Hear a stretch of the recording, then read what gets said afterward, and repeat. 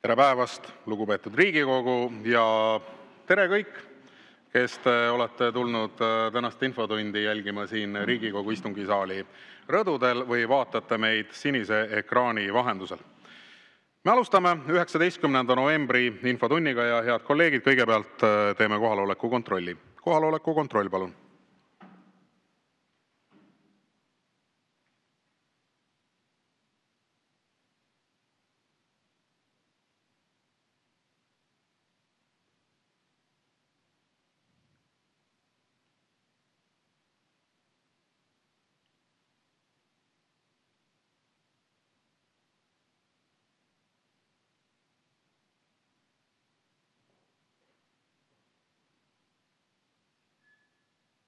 Ja kohale on end registreerinud 13 Riigikogu liiget, puudub 88.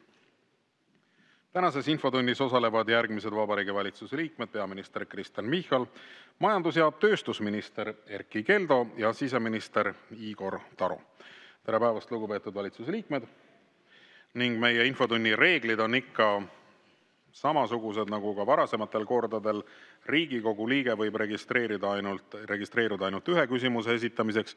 Küsimuse esitamiseks on aega 2 minutit, vastamiseks on aega 3 minutit ja selle küsimuse raames saab see registreerunud Riigikogu liige võimaluse esitada täpsustava küsimuse ja üks Riigikogu liige saab võimaluse selle küsimuse raames esitada siis ka lisaküsimuse.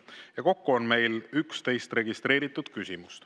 Neist kõige esimene on peaminister Kristen Michalile, küsib Riigikogu liige Martin Helme ja teemaks on ERR-i sõltumatus. Martin Helme, palun. Aitäh. Ma arvan, et meil on ühiskondlik debatt natuke viltu läinud seoses ERR-iga. Et kui siin isadepäeval ERR tegeles järjekordse ühiskonna sidusust lõhkuva ja ühiskonnale normaalsusest siis provokatsiooniga normaalsust hävitava saateosaga, kus Hommik Anuga siis presenteeriti meile 2 samasoolist isikut, kes on ostnud Eesti seaduste kohaselt keelatud tegevus, ostnud endale lapsed. Ja seda siis näidati meile kui mingisugust ilusat isadepäeva ideaali, siis loomulikult kutsus esile ägeda reaktsiooni normaalsete inimeste poolt ja ka EKRE esitas eelnõu ERR-i erastamiseks. Ja kahjuks on see vestlus või arutelu kuskile mujale nihkunud, et selle asemel rääkida sellest probleemist, mis meil toimub siin, ebanormaalsuse propageerimine ja normaliseerimine ERR-is, on siis mindud tsenseerima ja tühistama ERR-i nõukogu esimeest. Nüüd mina tema suur apologeet ei ole, aga ma pean seda täiesti skandaalseks ja muidugi paljastab see liberaalide kahepalgelisust. Et rünnanud on teda, loomulikult peaminister ise ründas nõukogu esimest, Margus Tsahkna teie valitsuse minister, Liisa Pakosta teie valitsuse minister ja Heidi Purga, mis on minu meelest eriti kurioosne, sellepärast et veel 15. oktoobril, kui ma Heidi Purgalt küsisin siin samas saalis, mida ta kavatseb ette võtta pornoshow'd näidanud siis Eesti Rahva Muuseumiga, kus minu meelest ka igal juhul rikuti head maitset ja ka Eesti Rahva Muuseumi enda põhikirja ja Eesti Rahva Muuseum on muuseumi otsealluvuses, siis ta ütles, et ei, tema ei kavatse sekkuda, see on lausa kole lugu, kui niimoodi sekkutakse ja avaldatakse survet. Aga nüüd ta küll kavatseb sekkuda, et tema on lausa nõudnud seletuskirja ERR-i nõukogult, mis on eriti naljakas, sest et samal ajal räägite nii teie kui kõik teised sellest, et ERR on sõltumatu. Et ma tahaks aru saada, et kas te mõistate, et see nii-öelda 0,%-ga või 1-2%-ga partei, kes teil koalitsioonis on ja teie ise, et teie ei ole sellel positsioonil, kus te nõuate aru ERR-ilt, samal ajal pidades kõnesid sõltumatusest. Härra peaminister, palun. Jaa, hea Riigikogu esimees, head Riigikogu liikmed, hea küsija. Nagu ikka siin küsimuses on nüüd jälle sellist mitu asja koos, et kõigepealt ma siiski meenutan, et Eesti on põhiseaduslik riik. Põhiseadus ei ole teab mis keeruline. Selle läbilugemine on kõigile võimalik kättesaadav. Ja põhiseadus ütleb seda, et seaduse ees on kõik võrdsed, kedagi ei diskrimineerita rahvuse, rassi, nahavärvuse, soo, keele, päritolu, usutunnistuse, poliitiliste või muude veendumuste tõttu. Samuti varaliste või sotsiaalse seisundi muude asjaolude tõttu. See on väga oluline lähtepunkt, kui me hakkame arutama, et Eesti on põhiseaduslik riik, sellele on kõik rajatud. Teiseks, mina jään selle juurde, ma saan aru, et meie vaated ERR-ile ja ERR-i sõltumatusele on erinevad, aga ERR on sõltumatu. Ja seadus kaitseb ERR-i ja ei luba kellegil, ka muuhulgas valitsusel, sekkuda ERR-i töösse ja juhtimisse. ERR-i ehk Rahvusringhäälingu olemus ei ole siiski pelgalt infokanal. Me oleme asutanud Rahvusringhäälingu seaduse alusel ja just selleks, et edendada neid samu põhiseaduslikke eesmärke.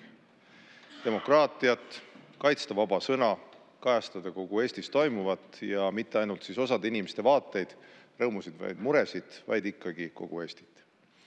Ja Rahvusringhäälingu seadus ütleb muuhulgas, et Rahvusringhäälingu eesmärk on aidata kaasa Eesti ühiskonna sotsiaalse sidususe kasvule, väärtustada perekonnal põhinevat ühiskonnamudelit, aidata kaasa demokraatliku riigikorralduse edendamisele.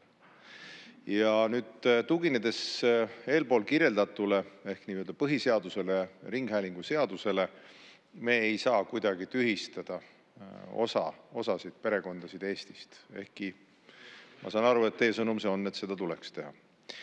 Nüüd teine väide, mida te esitasite, mis puudutab isikut või rolli. Te ütlete, et te ei hinda Rein Veidemanni kõrgelt, ju mina hindan kõrgemalt.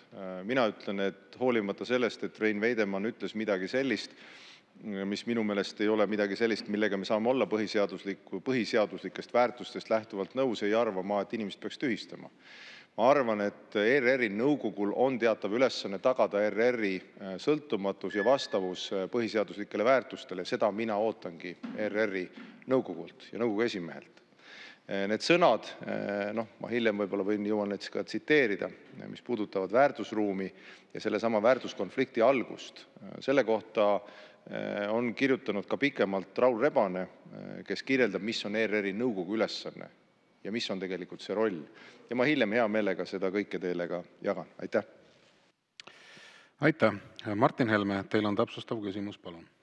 Aitäh! See on muidugi selline hõrk orwellism, millega me praegu siin saime üle valatud, et teie ministrid Tsahkna, Pakosta, Purga, teie erakonnakaaslane nõukogus nõuavad nõukogu esimehe tühistamist ja tsenseerimist, sest et ta väljendas kokematasel kombel seisukohti, mis ei ole nii-öelda partei tõega kooskõlas. Ja siis te räägite mulle siin midagi sõnavabadusest ja sellest, kuidas meie väärtusruum. Mina selle väärtusruumi kohta tahaks eraldi täpsustavat küsimust. Tahaks teha küll, aga ma ennem seda juhin tähelepanu, et Pakosta ütleb sellise geniaalse lause ka orwellismi, et meie väärtusruum on lihtne. Lapsi tuleb hoida ja kaitsta kõige kurja eest. Nüüd selleks, et lapsi hoida ja kaitsta kõige kurja eest, on Eestis keelatud kriminaalkaristuse ähvardusega keelatud laste ost.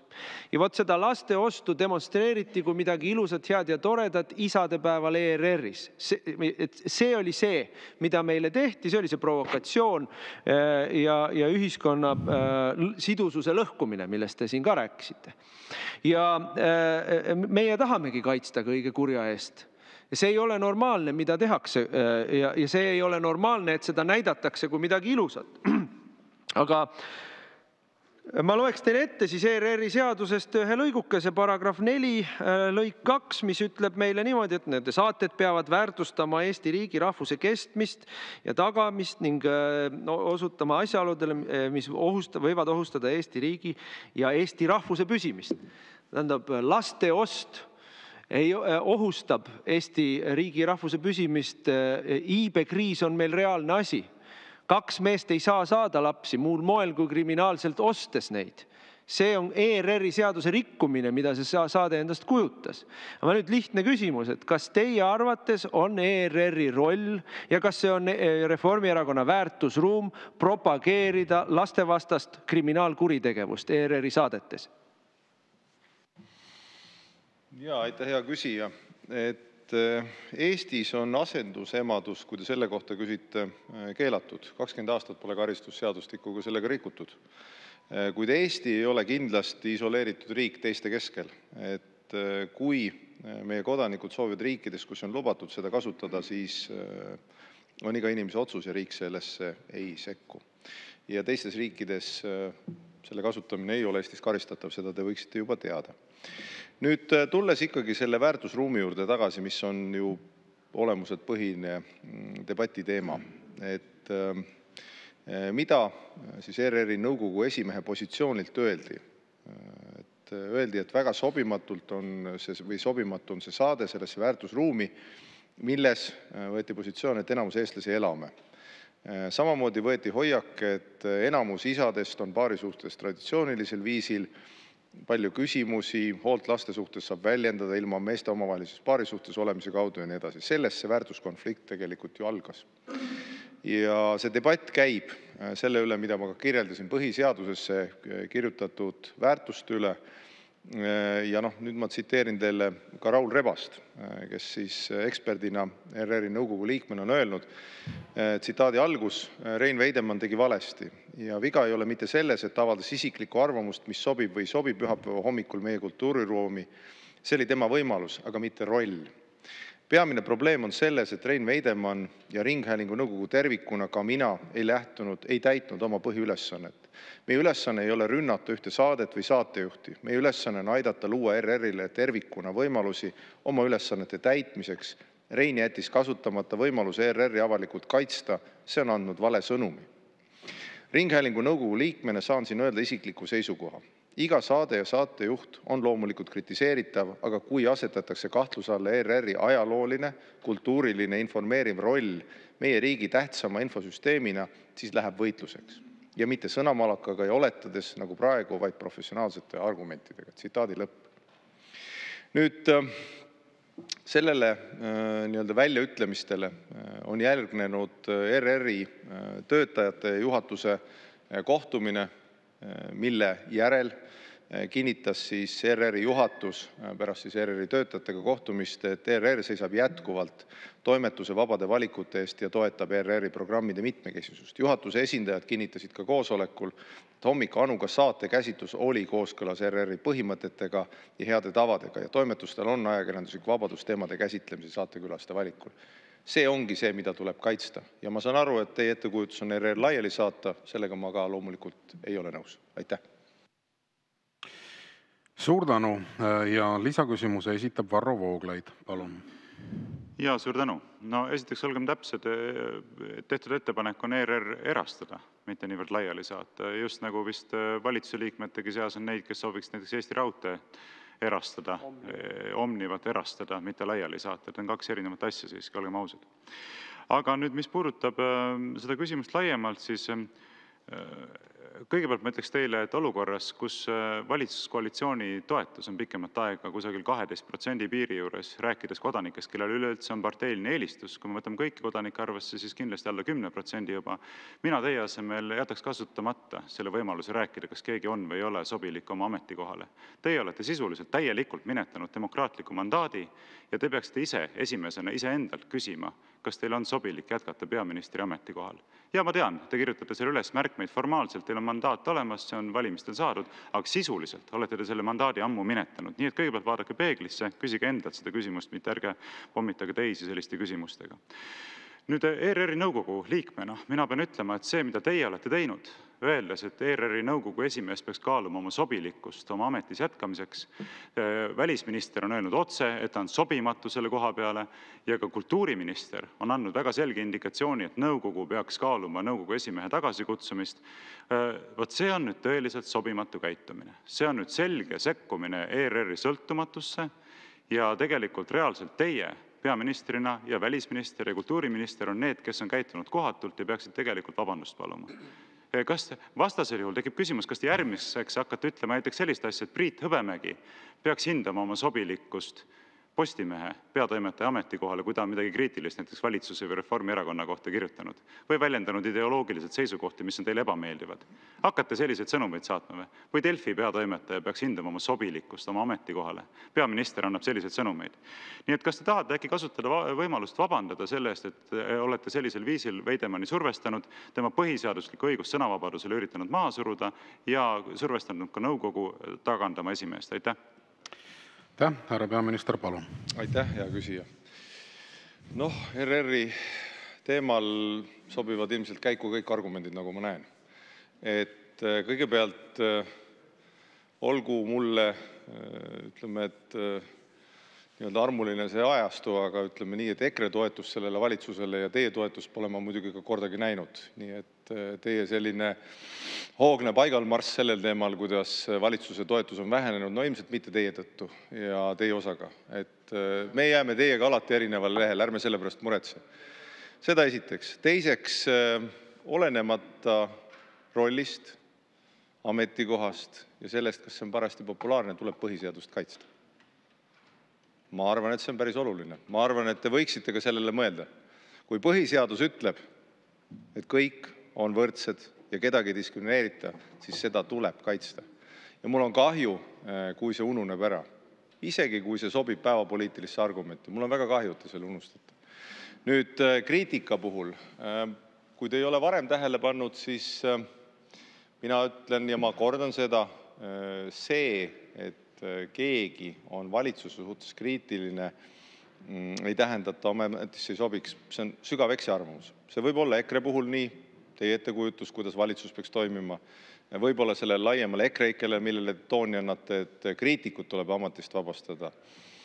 Minu hinnangul on ERR-il täielik sõltumatus olla nii poolt kui vastu kriitiline. Nad on vabad oma toimetamistes. Ja kui ERR-i nõukogu esimees võtab vastuollu minna või vähemalt annab sellise väärtuskonflikti lause. Ja veel kord, ma hästi oluliseks pean seda, et me lahutame inimese sellest debatist täna. Ma räägin nõukogu esimehe rollist praegu.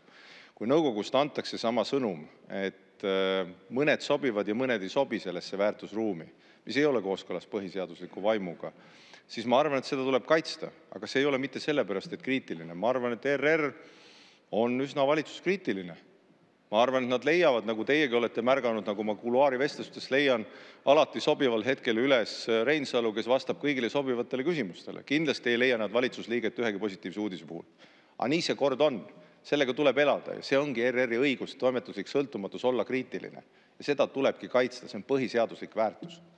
Ma saan aru, et teie ettekujutus on, et peaks olema niimoodi, et need, kes on konformsed täpselt samasuguses ruumis, et need siis jätkaksid ametisse. Ei ole nii. Aga see, mille üle praegu debatt käib debatt selle üle, kas Eestis on sobimatuid perekondi Eesti ruumi. Mina väidan, et ei ole. Ja vot selle üle meil debatt tegelikult käib. Ja ma kutsun üles kõiki tegelikult mõtlema sellele, et Eestis oleks vaja rohkem sallivust, üksteise mõistmist, mitte üksteise äratõukamist. Aitäh!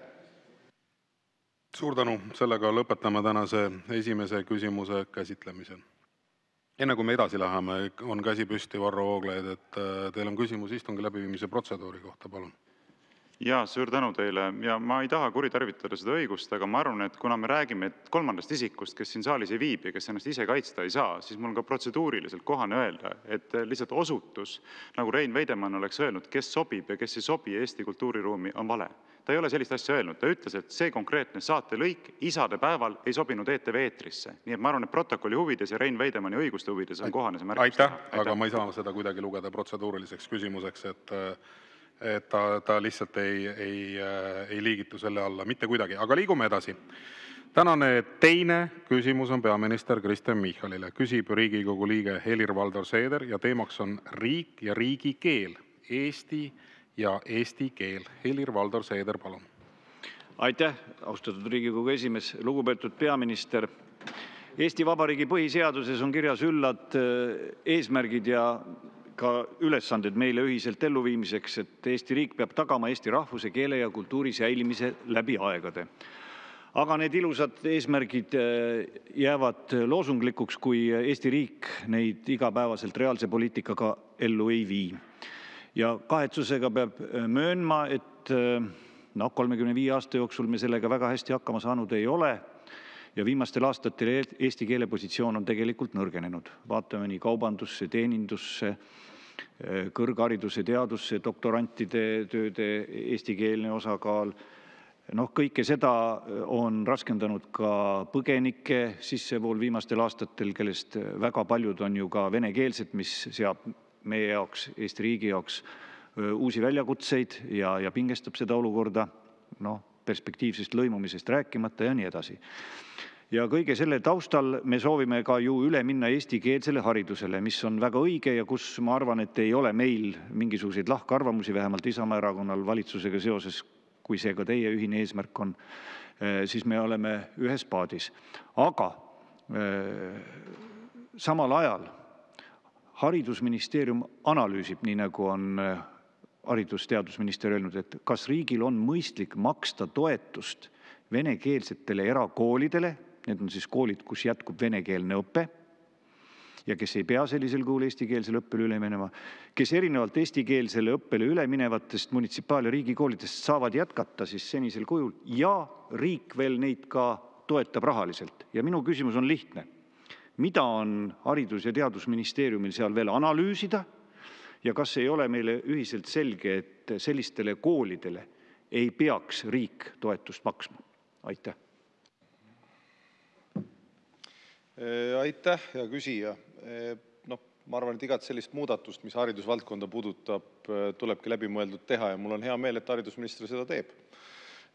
Ta on ka avalikkusele öelnud, et tuleb üle vaadata need reeglid.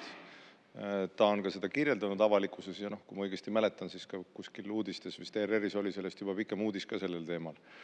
Ja seejärel, kui ta on seda haridusvaldkonnas tutvustanud, seda muudatust või analüüsi, seejärel tuleb ta valitsuskabinetti seda kirjeldama. Meil on temaga ka selline kokkulepe, ta on seda juba erinevates valitsuse formaatides ka maininud, et kui ta selle lahenduse välja pakub, siis ta tuleb valitsusse, siis me tuleme sellega juba valitsusega tervikuna avalikkuse ette. Nii et ma arvan, haridusmuudatused peavad ka olla läbi mõeldud. Mul on hea meel, et ta sellega tegeleb ja ma ootan seda ettepanekut. Aitäh! Suur tänu! Helir-Valdor Seeder, teil on täpsustav küsimus, palun. Aitäh! No ma loodan ka, et haridusminister võimalikult kiiresti sellise analüüsiga valmis saab, mis minul isiklikult siit vaadatuna on juba selge ilma pikema ja põhjalikuma analüüsitagi, et see töötab tegelikult vastu meie ühistele eesmärkidele ja ka sellele põhiseaduse sättele. Ilmselgelt, et sellise analüüsi peale aega kulutada ja sellise eestikeelsele õppele ülemineku vastast tegevust rahastades, see tuleks võimalikult kiiresti lõpetada. Aga mul on ka teine küsimus, mis puudutab sama valdkonda. Nimelt praegu on Riigikogus 2 erinevat keeleseadust, üks on siis valitsuse algatatud ja teine on Isamaa algatatud, mis siis peaks muutma praegust olukorda ja Isamaa algatatud eelnõus on mitmeid ettepanekuid, mida varasemalt ei teie erakond ega ka valitsus ei ole toetanud, näiteks taksonduses ja platvormitöötajatele ka keelenõude esitamist ja eile, üllatus, haridus- ja teadusminister, kelle valdkonda kuulub ka keel ja keeleõpe, teatas, et näiteks aga liinitöötajatele näiteks ei ole üldse eesti keele oskus vajalik. Et need justkui kukuksid kuu pealt meie ühiskonda, et väljaspool liinil töötamist nendel inimestel elu ei olegi, et nad ei olegi sotsiaalsed olendid, kes peaksid suhtlema, ma ei tea, kas või meditsiiniasutustega, kui neil on abi vaja ja nii edasi, et neil Eesti ühiskonnas eesti keelt ei olegi vaja, et nad on tulnud siia orjatööd tegema nii-öelda ja sellega piirdubki nende elu ja olu. See oli üllatav, kui kitsarinnaline suhtumine. Aga ka meie ettepanek, et kodakondsuse taotlemisel oleks keeletase B2, et kohalike omavalitsuste volikogude volinikud oskaksid eesti keelt. Ma tuletan meelde, et see seaduse säte on aja jooksul muutunud nõrgemaks. Ja ministeeriumi esindaja põhiseaduskomisjonis kurtis, et Eesti riik läheb väga kergelt üle eesti keelele suhtlemisel teistekeelsete elanikega. Venekeelsed koduleheküljed, siia võib ka veel ETV+ ja Raadio 4 ja nii edasi pikalt seda rääkida, venekeelne õigusabi, mida siin mõned aastad tagasi sooviti tasuta riigi kulul andma hakata ja nii edasi. Öelge, miks te ei toeta või kas te olete valmis ümber mõtestama ja hakkama toetama neid keeleseaduse muudatusi, mis on suunatud eesti keele positsiooni tugevdamisele? Aitäh! Aitäh! Härra peaminister, palun! Mulle tundub, et hea küsija, te veidi murrate seda lahtist ust, et vist 2017. aasta kevadel, kui ma Tallinnas algatasin debati eestikeelsele haridusele ülemineku puhul ja ma olen seda vist meenutanud ka. Ma mäletan erinevaid osapooli, erinevaid asju ütlemas. Sotsiaaldemokraatidest tuli sõnum, kus öeldi, ma mäletan seda, see oli väga ilus lause, käed eemale lastest.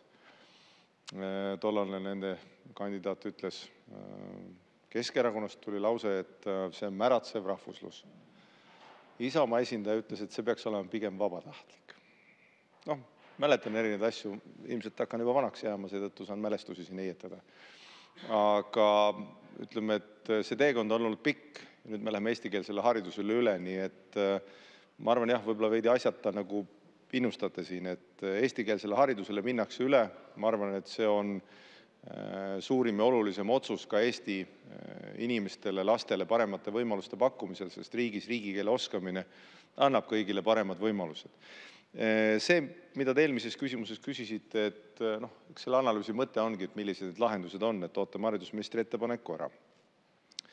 Nüüd need muud eelnõud, ma tean, te olete neid vist isegi lausa korduvalt esitanud, et seesama näiteks kullerite eesti keele oskus, et faktid näitavad seda, et kullerite keeleoskuse kohta laekus 2024. aastal 12 kaebust ja toidukullerteenuse maht aastas on 4,86 miljonit tellimust. Neid nulle, mis pärast koma kohta tuleb väga palju, kui kaugel see kaebuste hulk on, et eestikeelne abi näiteks kullerite puhul on tagatud keskse klienditeeninduse kaudu, et sealt saab kenasti eestikeelset abi, kes kasutab kullerteenust ja üldiselt on see kõik tehtud. Ja taksojuhtidele on eesti keele oskuse nõue B1 tasemel kogu aeg kehtinud. Nüüd ma saan aru, et teil on ettepanek või idee, võib-olla ma olen valesti aru saanud, kui olen, siis parandage, et justkui on mõte, et kohalikud omavalitsused hakkaks täiendavaid kontrolle läbi viima ja täiendavaid samme astuma. Seda pigem hinnatakse täiendava bürokraatia loomiseks ja kui midagi selles valitsuses, ma loodan ka teile positiivselt on ja ühiskonnale, siis see, et me oleme ikkagi ettevõtjatega koos väga aktiivselt erinevaid nõudeid ja bürokraatiat vähendamas. Nii et täiendavate selliste bürokraatlike nõuete kehtestamist võib-olla ei pooldaks, aga seda nõudlikkust keelenõuete täitmise üle ja ettevõtjatega koostööd, seda ma pean küll võimalikuks ja päris mõistlikuks, sest eesti keele oskuse nõue kehtib ja peab kehtima kõigile ühissõidukijuhtidele. Aitäh! Suur tänu ja lisaküsimuse esitab Mart Maastik, palun. Ja suur tänu, härra eesistuja. Austatud peaminister, jah, eile alanud siis Isamaa eelnõu ettelugemine jätkub küll täna ja ei ole nüüd veel valitsuse pool, ütleme Riigikogu poolset otsust, aga küll on teada, et komisjon on soovinud selle eelnõu katkestamist, ehk siis näitab siis ka teie valitsuse seisukohta selles küsimuses, et platvormitöötajate ja taksonduses töötajate inimestel siis keelenõudeid tõsta. Te väitsite siin, et justkui ainult 12 kaebust on tulnud siis kullerteenuste osutajatele, küll aga eilsest Tõnis Lukase ettekandest mulle ei meelde, et kokku on tulnud taksonduse ja kullerteenuste peale üle 170 kaebuse. Ehk see näitab, et see keeletase on seal vilets. Ja ega siis põhimõte ei ole ju selles, et võib-olla tõesti seal, kui sul koju toitu tuuakse, siis sa võib-olla tere ja head aega ja aitäh ütled ära. See ei tekita probleeme niivõrd, kuid probleemi asetus on ju teises kohas, et meil ei tekiks Eestis selliseid töökohti, kus ei oleks nõutud eesti keele oskust, kas või vähimal määral.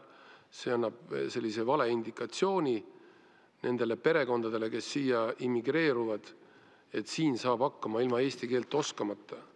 Ja teades seda, millises seisus on meie riik, kus meie iive on olematu ja me oleme tegelikult välja suremise kursil, meie keel, kultuur ja rahvusriik on hävimas, siis on ilmselge, et me peame tegema kõik endast sõltuva selleks, et need inimesed, kes siia tulevad, õpiksid kas või vähimalgi määral rääkima. Nii et ma paluksin teie seisukohta, miks valitsus on Isamaa eelnõu vastu ja miks te olete keelenõuete tõstmise vastu? Aitäh.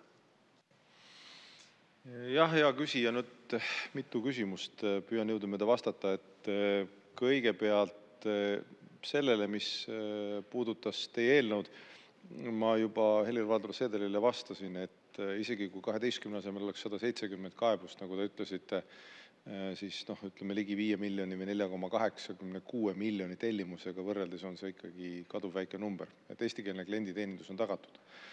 Uue bürokraatia loomine kindlasti ei ole hea mõte kui me tahame lahendada mingit muud asja. Selle väitega, et eesti keel, kultuur, rahvusriik on hävimas, sellega ma ka muidugi nõus ei ole. Jääme lugupidavalt eriarvamusele. Ja ma arvan, et me peaksime tegema kõiki pingutusi, et me ei peaks kunagi midagi sellist ütlema. Nüüd keeleõppesse. Selle asemel, et täiendavat bürokraatiat luua, me panustame keeleõppesse. Oleme viimastel aastatel oluliselt suurendanud täiskasvanutele pakutava eesti keele õppe mahtu. 2024. aastal pakuti eri ministeeriumite haldusalas 25 000, umbes 25 000 õppekohta ja selleks kasutati ligi 24 miljonit eurot. Lisaks tuleb veel erinevaid samme õppe tulemuslikkuse jaoks astuda. Ja nüüd järelevalve poole pealt sama tulevad või on keeleseaduse muudatused ja nende eesmärk on eesti keele staatuse ühiskonnas tugevdamine. Nii et ütleme, kui ma toon mõned näited siin, keeleseaduse muudatustes on näiteks sunniraha ülemmäära kasv, kus on maksimaalne summa on 640 eurot, füüsilistele isikutele on see tulevikust või 1280 eurot ja 9600 eurot. Juriidilisele isikule tõuseb 10 000 euroni, audiovisuaalse teostuse esitamise korral 15 000 euroni ja nii edasi. Nii et me ikkagi järjekindlalt liigume selles suunas, et pakkuda õpet ja jõustada ka keelenõudeid. Ja lisaks ka näiteks Keeleametile tuleb pädevus järelevalve teostamisel kontrollida lisaks siis keeleseaduses sätestatud keelenõuetele ka muudes seadustes kehtestatud keelenõuete täitmist. Nii et suur hulk erinevat tegevust on käimas selleks, et eesti keelt osataks ja ühistranspordi kohta ma juba enne vastasin. Aitäh! Suur tänu ja sellega lõpetame tänase teise küsimuse käsitlemise. Aga liigume edasi. Tänane kolmas küsimus on samuti peaminister Kristen Michalile. Küsib Riigikogu liige Lauri Läänemets ja teemaks on inimeste toimetulek. Lauri Läänemets, palun. Aitäh, lugupeetud Riigikogu esimees ja austatud peaminister. Ma tahaks küsida teilt laste kohta. Eestis elab 11 800 last, kes elavad absoluutses vaesuses. See tähendab, need on lapsed, kes kannatavad ränka puudust, need on lapsed, kes ei saa tihti sooja toitu, need on lapsed, kelle perele ei jätku huviringi jaoks raha, need on lapsed, kes ei pruugi huviringi jõuda sellepärast, et ei ole ühistranspordi jaoks raha, need on meie tulevik. Ja olukord on selline, et meil sünnib täna igal aastal alla 10 000 uue lapse Eestis. Ehk siis, kui me mõtleme riigi tuleviku peale või me mõtleme nende laste peale, siis need on need inimesed, kes ise veel täna iseenda eest tegutseda ei saa, aga kannatavad ränka puudust ja peavad ränka puuduste tingimustes elama. Nüüd maksumuudatused, mida valitsus teeb, nende maksumuudatustega näiteks 4000 ja rohkem teenivatele inimestele suunatakse rohkem kui 114 miljonit eurot aastas, aga puudust kannatavale ka lastele, neile, kes on absoluutses vaesuses, neile tegelikult ju peaaegu mitte midagi selle riigieelarvega ei liigu.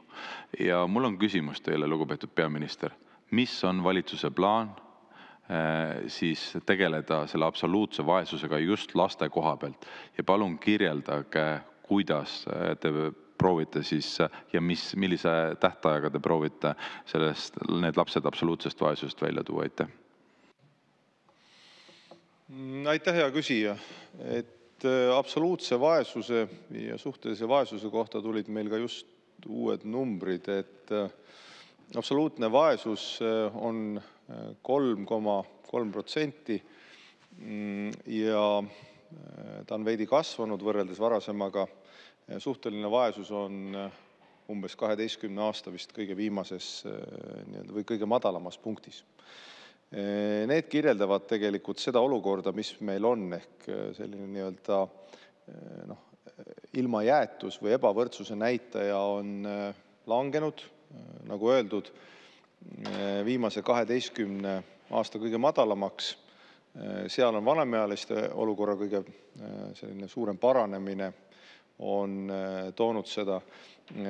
Absoluutse vaesuse puhul, kui vaadata nüüd ajas, sellest me ju räägime, on see trend umbes selline, et kui vaadata aastaid tagasi, ta on ikkagi oluliselt vähenenud ja ütleme 3,3% juures. Tasemena ta on stabiilne, siin ütleme või sarnases suurusjärgus graafikut vaadates umbes 2015. aastast tänaseni.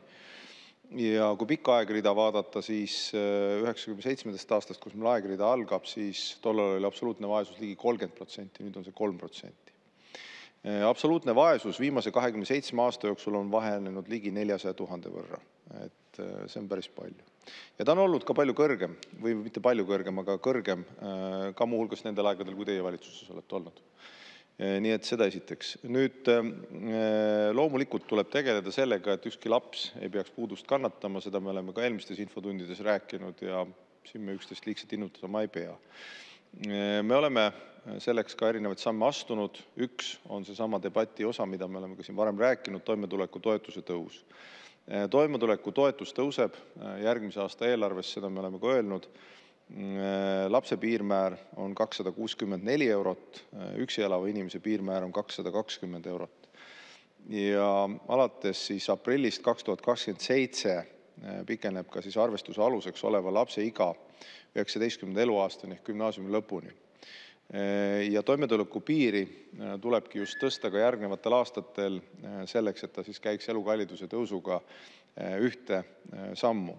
Et see ongi tegelikult toimetuleku toetus on see turvavõrk, mida riik saab pakkuda inimestele peredele, kelle sissetulekud siis igapäevased esmavajadusi ei kata. Ja muud ma saan pärast veel rääkida. Aitäh.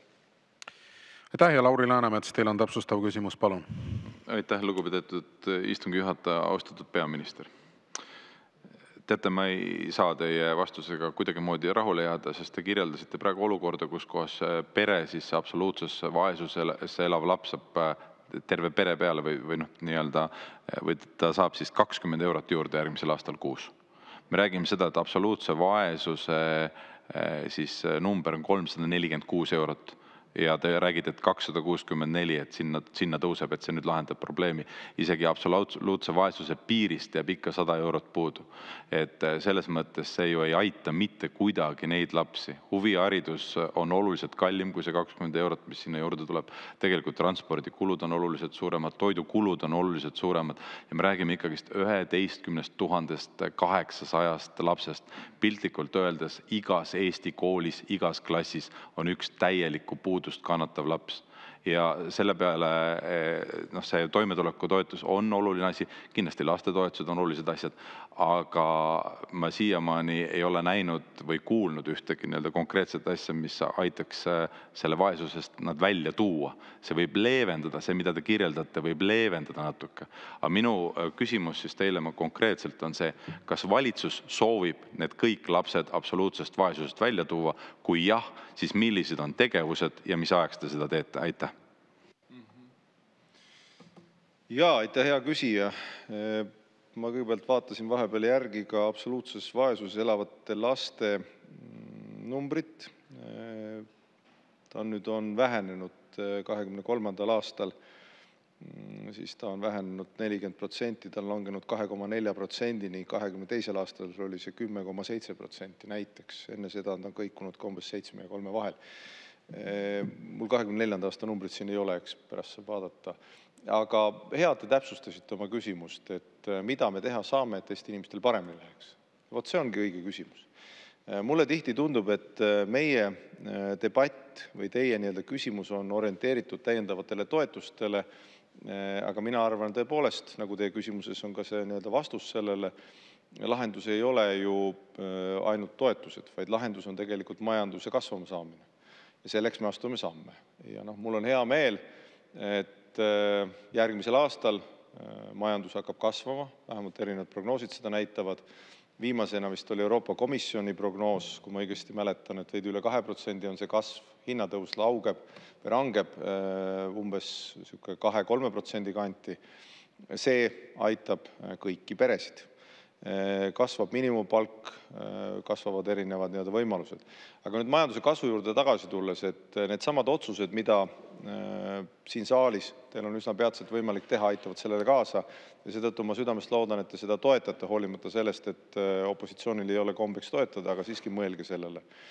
Eelarve ja maksuseadused, mis jätavad ära tulumaksu tõusu, sellesama teie loodud astmelise tulumaksu ehk maksuküüri ärajätmine, need kõik aitavad tegelikult Eesti peredel, Eesti inimestel, Eesti tööinimestel ehk keskmisel tööinimesel või keskklassil, kuidas iganes me seda soovime määratleda, aitavadki paremini toime saada. Nii et kui inimestel jääb rohkem raha kätte oma teenistusest, on võimalik kõigil ka ise paremini hakkama saada ja vaesus väheneb siis, näitajate järgi, kui on kasvanud pensionid, Eestis pensionid on kasvanud kiiresti ja hoolimata näiteks parempoolsete üleskutsetest mina olen öelnud, mina pensione kärpima ei lähe, pensionid kasvavad ka järgmisel aastal kiiremini kui hinnad ja samamoodi kasvavad inimeste sissetulekud.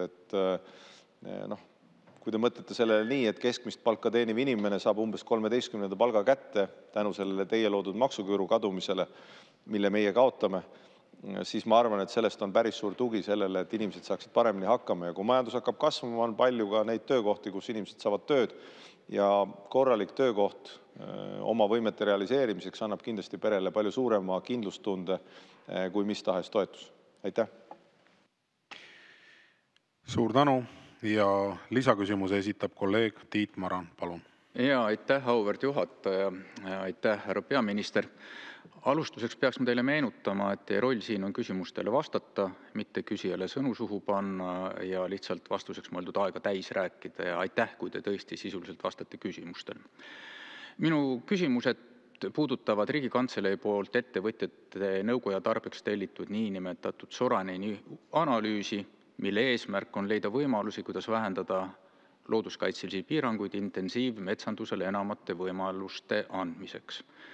Ja selles kontekstis palun teil vastata kahele küsimusele. Looduskaitseliste piirangute vähendamine on otseselt seotud puidutööstuse ärihuvidega.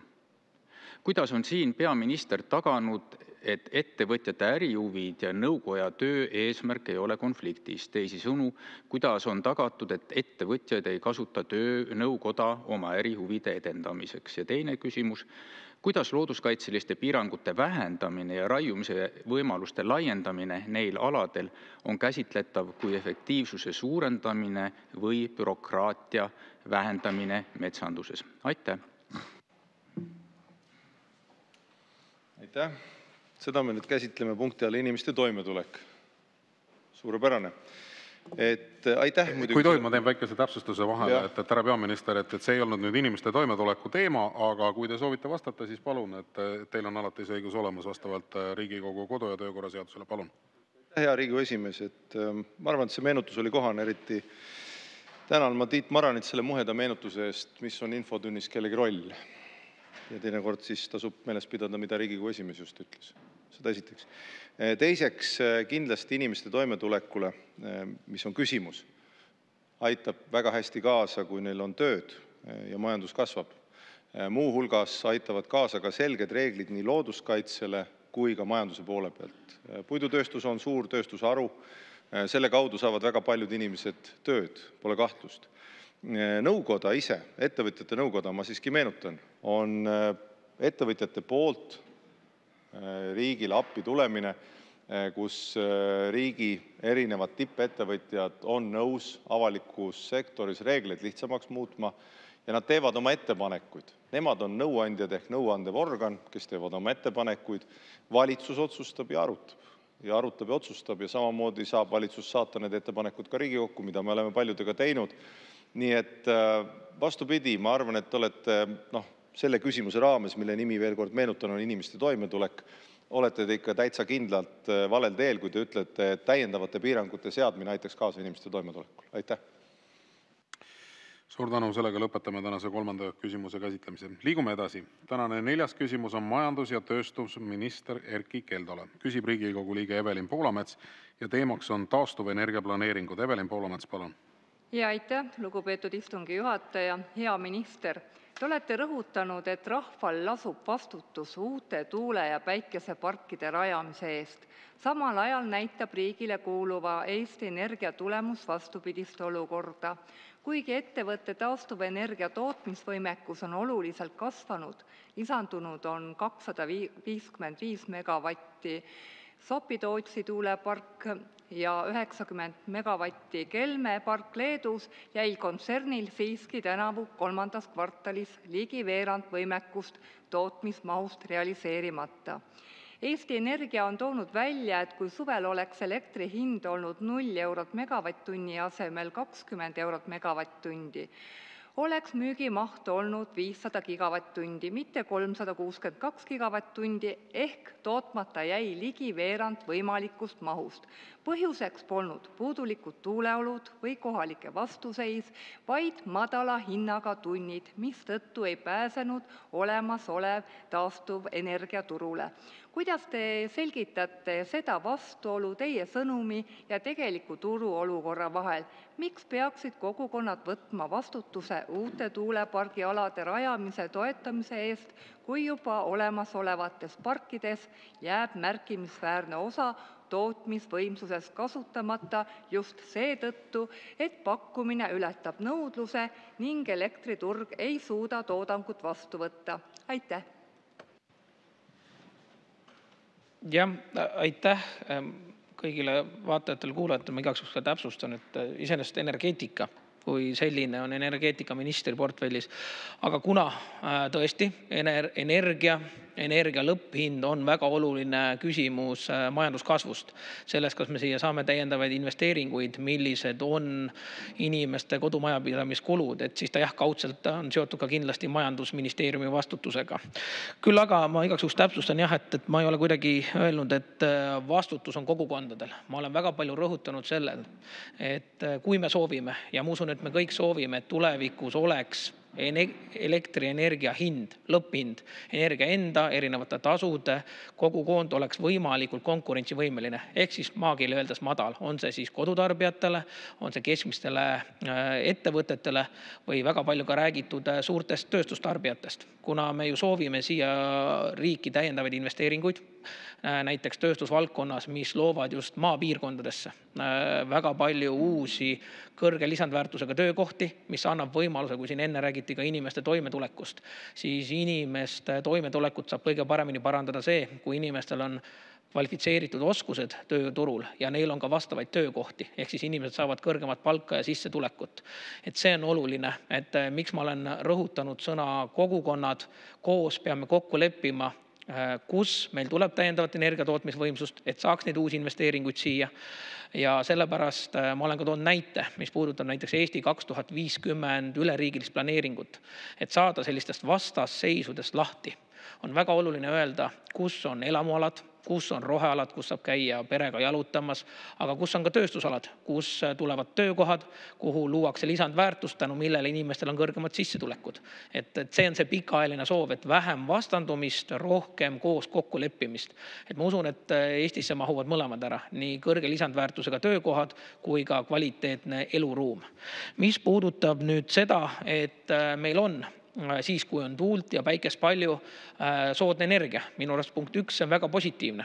Sellepärast meil ongi vaja täiendavat tuule- ja päikeseenergiat, et mitte ainult lühiajaliselt ei oleks soodsad hinnad, vaid me saaksime soodsamaid hindu pikemalt nautida. Aga algusest peale on ka energeetikaeksperdid öelnud juurde, et me teame, et alati päike ei paista, alati tuul ei puhu, et kahjuks on ka neid kõrgemaid hindu. Mina oleks väga õnnelik ja ma usun, väga paljud ettevõtjad oleksid nõus, kui nad saaksid pikaajalised energialepingud 10 eurot megavatti, 20 eurot megavatti. See on tõesti väga soodne ja ka kodutarbijale oleks soodne. Aga kui me soovime pikaajaliselt stabiilseid hindu, siis jah, me vajame täiendavat tuule- päikeseenergiat. Sinna juurde me vajame lühi- ja pikaajalist salvestust. Selleks hetkeks, kui näiteks tuul ei puhu või päike ei sära, ja siis samamoodi vajame ka juhitavaid võimsusi. Meil praegu on käimas tuumajaama eriplaneering, et see üks variant saab olla, mis baasvõimsus pakub tuumajaam, on see juhitavad gaasijaamad, aga põhimõte on, et me saaksime lõppkokkuvõttes stabiilset ja odavat energiat kõikidele. Aitäh! Aitäh ja Evelin Poolamets, teil on täpsustav küsimus, palun. Jah, aitäh, lugupeetud istungi juhataja, hea minister. Tõepoolest, seni on olnud taastuvenergia Kliimaministeeriumi juhtimise all, aga ometi te ise saatsite hiljuti omavalitsustele kirja, soovides ülevaadet taastuvenergia planeeringute seisust ja see tekitabki paratamatult küsimuse, kas te ei saa vajalikku infot Kliimaministeeriumist otse kätte või te ei ole rahul Kliimaministeeriumi töö ja tempoga ja tulemustega või tähendab see seda, et taastuvenergiapoliitika suundub nüüd Majandus- ja Kommunikatsiooniministeeriumi kontrolli alla või mis oli teie selle pöördumise tagamõte? Aitäh! Jah, aitäh küsimuse eest. Tõesti, väga õigesti mainisite, et natuke aega tagasi saatsin kirja just nendes omavalitsustes, kus on käimas või pooleli olevad planeeringud. Et selle aasta algusest, 1. jaanuarist on maapoliitika, ruumipoliitika ja planeeringud majandusministeeriumi all. Ehk siis majandusministeerium valitsuse tasandil vastutab planeeringute eest ja ma saatsingi planeeringutest tulenevalt kirja. Kuna aga kohalike valimiste eel oli väga palju emotsiooni, palju ka väärinfot, siis et saada konkreetne ülevaade, milline on olukord kohalikes omavalitsustes. Kuna ma olen ka samas puldis rõhutanud, planeerimisinstrument on üks olulisemaid kohaliku omavalitsuse instrumente.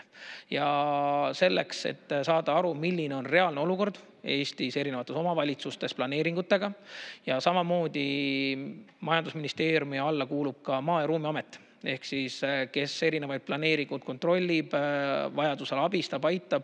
Ehk siis, mis puudutab konkreetselt tuuleplaneeringuid, et me oleme ka ministeeriumis omavalitsusi toetanud planeeringute koostamisel, sest mis seal salata, meil on omavalitsusi, kus on 5000 elanikku ja on pealinn pea 500 000 elanikuga, ehk ka omavalitsuste võimekus planeeringuid menetleda, läbi mõelda, planeerida on erinev ja kui on võimalik, me oleme ka öelnud ministeeriumis, me soovime aidata. Kohalikul omavalitsusel selgelt on oma autonoomia, aga et kui soovitakse abi, planeerimised võivad olla keerukad, siis me oleme valmis aitama. Sest Eesti on ikkagi piisavalt väike riik, et ma arvan, et kui on vaja üksteist aidata, siis on see mõistlik. Et sellepärast see palve küsimus ja tulles ka siis tagasi sellele mõnes mõttes sellele esimesele vastusele, et miks ma ka seda lisaks planeeringutele küsisin, siis me kõik soovime soodsamat energiat. On see siis majanduse jaoks, eratarbija vaatest ja maismaa tuulepargid on ühe kõige soodsama hinnapakkumisega tehnoloogia tänasel seisul. Et kui me vaatame energiamajanduse arengukava, Eestis taastuvenergia osakaal on tõusnud. Kui me tahame pikaajaliselt taskukohast hinda, siis me vajame nii taastuvat tuuleenergiat, on see siis maismaal. Diskussioonid käivad ka kogu Euroopas, kui palju meretuuleparke teha. Samamoodi on see küsimus lühiajalises pikaajalises salvestuses, juhtivates võimsustes, on see siis gaasijaamad, mõni muu tulevikutehnoloogia, aga kogu põhimõte on selles, et me peame vaatama tervikvõimalusi, kus me saame juurde energiat, sellepärast et hetkel me kahjuks siiski ka energiat impordime Eestis, me ei tooda seda kõike siin ise, kui turuhind on madal, nagu te väga õigesti mainisite, me vajame soodsa hinnaga energiat juurde. Ja kui me selleks leiame mõistlikud lahendused, kus kogukonnad on valmis kaasa tulema, ma arvan, kõik saavad sellest võita. On uued töökohad, soodsam koduelekter, kogu ühiskond võidab. Aitäh! Aitäh! Ja lisaküsimuse esitab Rain Epler, palun. Ja aitäh, härra istungi juhataja, härra minister. Sa rääkisid oma vastuse alguses selle töökohtadest ja tasuvatest töökohtadest ja nii edasi, et nende tekkimisele kindlasti tuule- ja päikeseenergia arendamine kaasa ei aita. Et võib-olla lühiajaliselt tõesti, kui projekti rajatakse, siis korraks saavad inimesed tööd. Et selles osas ma soovitan sul ka näha vaeva, et me tuumaenergeetika arendamisega kiiremini edasi liiguks, et anna oma panus. Nüüd teine asi, tööstust ja suurtootmist taastuv elektri või juhuelektri võimsuste vastu ei tule. Seda ma arvan, sa tead ise sama hästi kui mina. Selle jaoks on sul vaja stabiilselt kvaliteetset elektrisisendit ja seda sa tuulest ja päikesest ei saa ja kui sa tahad seda teha koos salvestusega, siis see läheb liiga kalliks ja nii edasi. Nii et mina kutsun sind üles ja võib-olla sa annad sellele ka kommentaari, et nii palju, kui sa oma ministeeriumis saad tuumaenergeetika suunas liikumist hoogustama. Lisaks kutsun sind üles lugema planeeritavat maapõueseadust, kus tahetakse pikaks ajaks potentsiaalselt kinni panna meie põlevkivi ja turbaressursid, et mina sellist pikaajalist otsust kindlasti heaks ei kiida ja teha ei soovita, otse vastupidi. Me ei peaks lubama juhuenergia arendusi kohtadesse, kus meil on energeetilist ressurssi maa sees.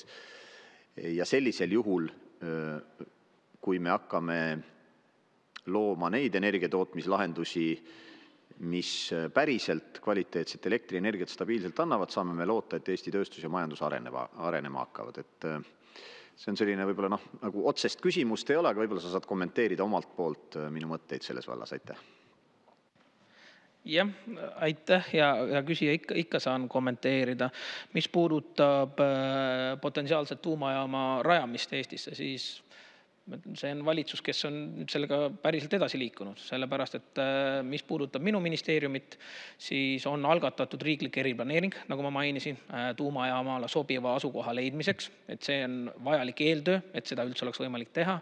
Ja samamoodi koostöös Kliimaministeeriumiga valmistatakse ette ka tuumaseadust. Et tuumajaam vajab regulaatorit, see vajab rahvusvahelistele standarditele vastamist, et seda kõike me oleme tegemas ja ma loodan, et ka tuumaseadus ka järgmisel aastal Riigikokku jõuab, et siis saab ka kogu Riigikogu ja Eesti ühiskond seda arutada. Küll aga, millega ma ei saa kuidagi nõustuda, on kuidagi vahet ja vahel teie sõnavõttudes kõlavad sellist erinevate uuenduste või tehnoloogiliste arengute nagu vastandamine olevaga. Et kui me tahame arengut, siis me vajame innovatsiooni ühte või teistpidiselt. Et mis puudutab näiteks tööstusvaldkonda, siis ma olen 100% nõus, tööstus vajab kindlat baasi.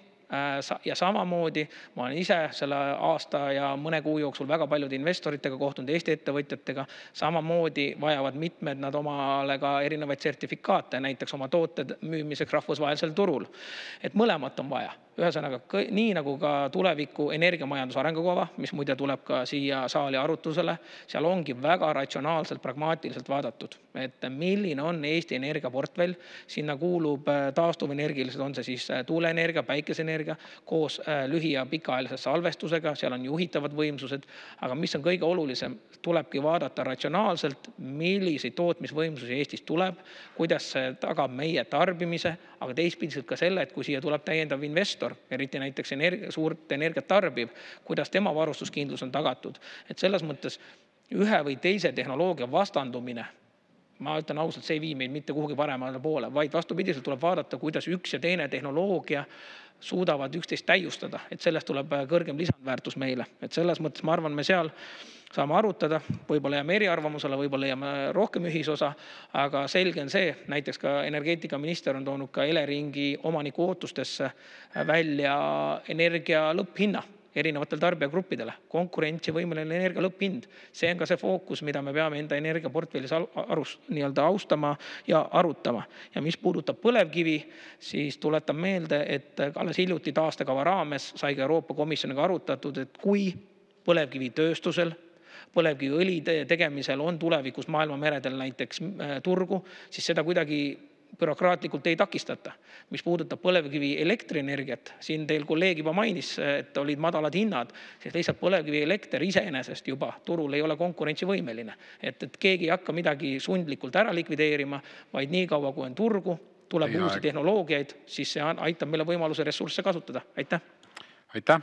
Ja sellega me lõpetame tänase 4. küsimuse käsitlemise. Liigume edasi. Tänane 5. küsimus on samuti majandus- ja tööstusminister Erkki Keldole. Küsib Riigikogu liige Tõnis Lukas ja teemaks on võõrtööjõu riiki toomine. Tõnis Lukas, palun. Aitäh, lugupeetud juhataja, austatud minister. Teie majandus- ja tööstusministrina olete valitsuses võõrtööjõu sisse toomise vajaduse põhiline eestkõneleja ja küllap teil on teemat teades ka informatsiooni kaasas, statistikat.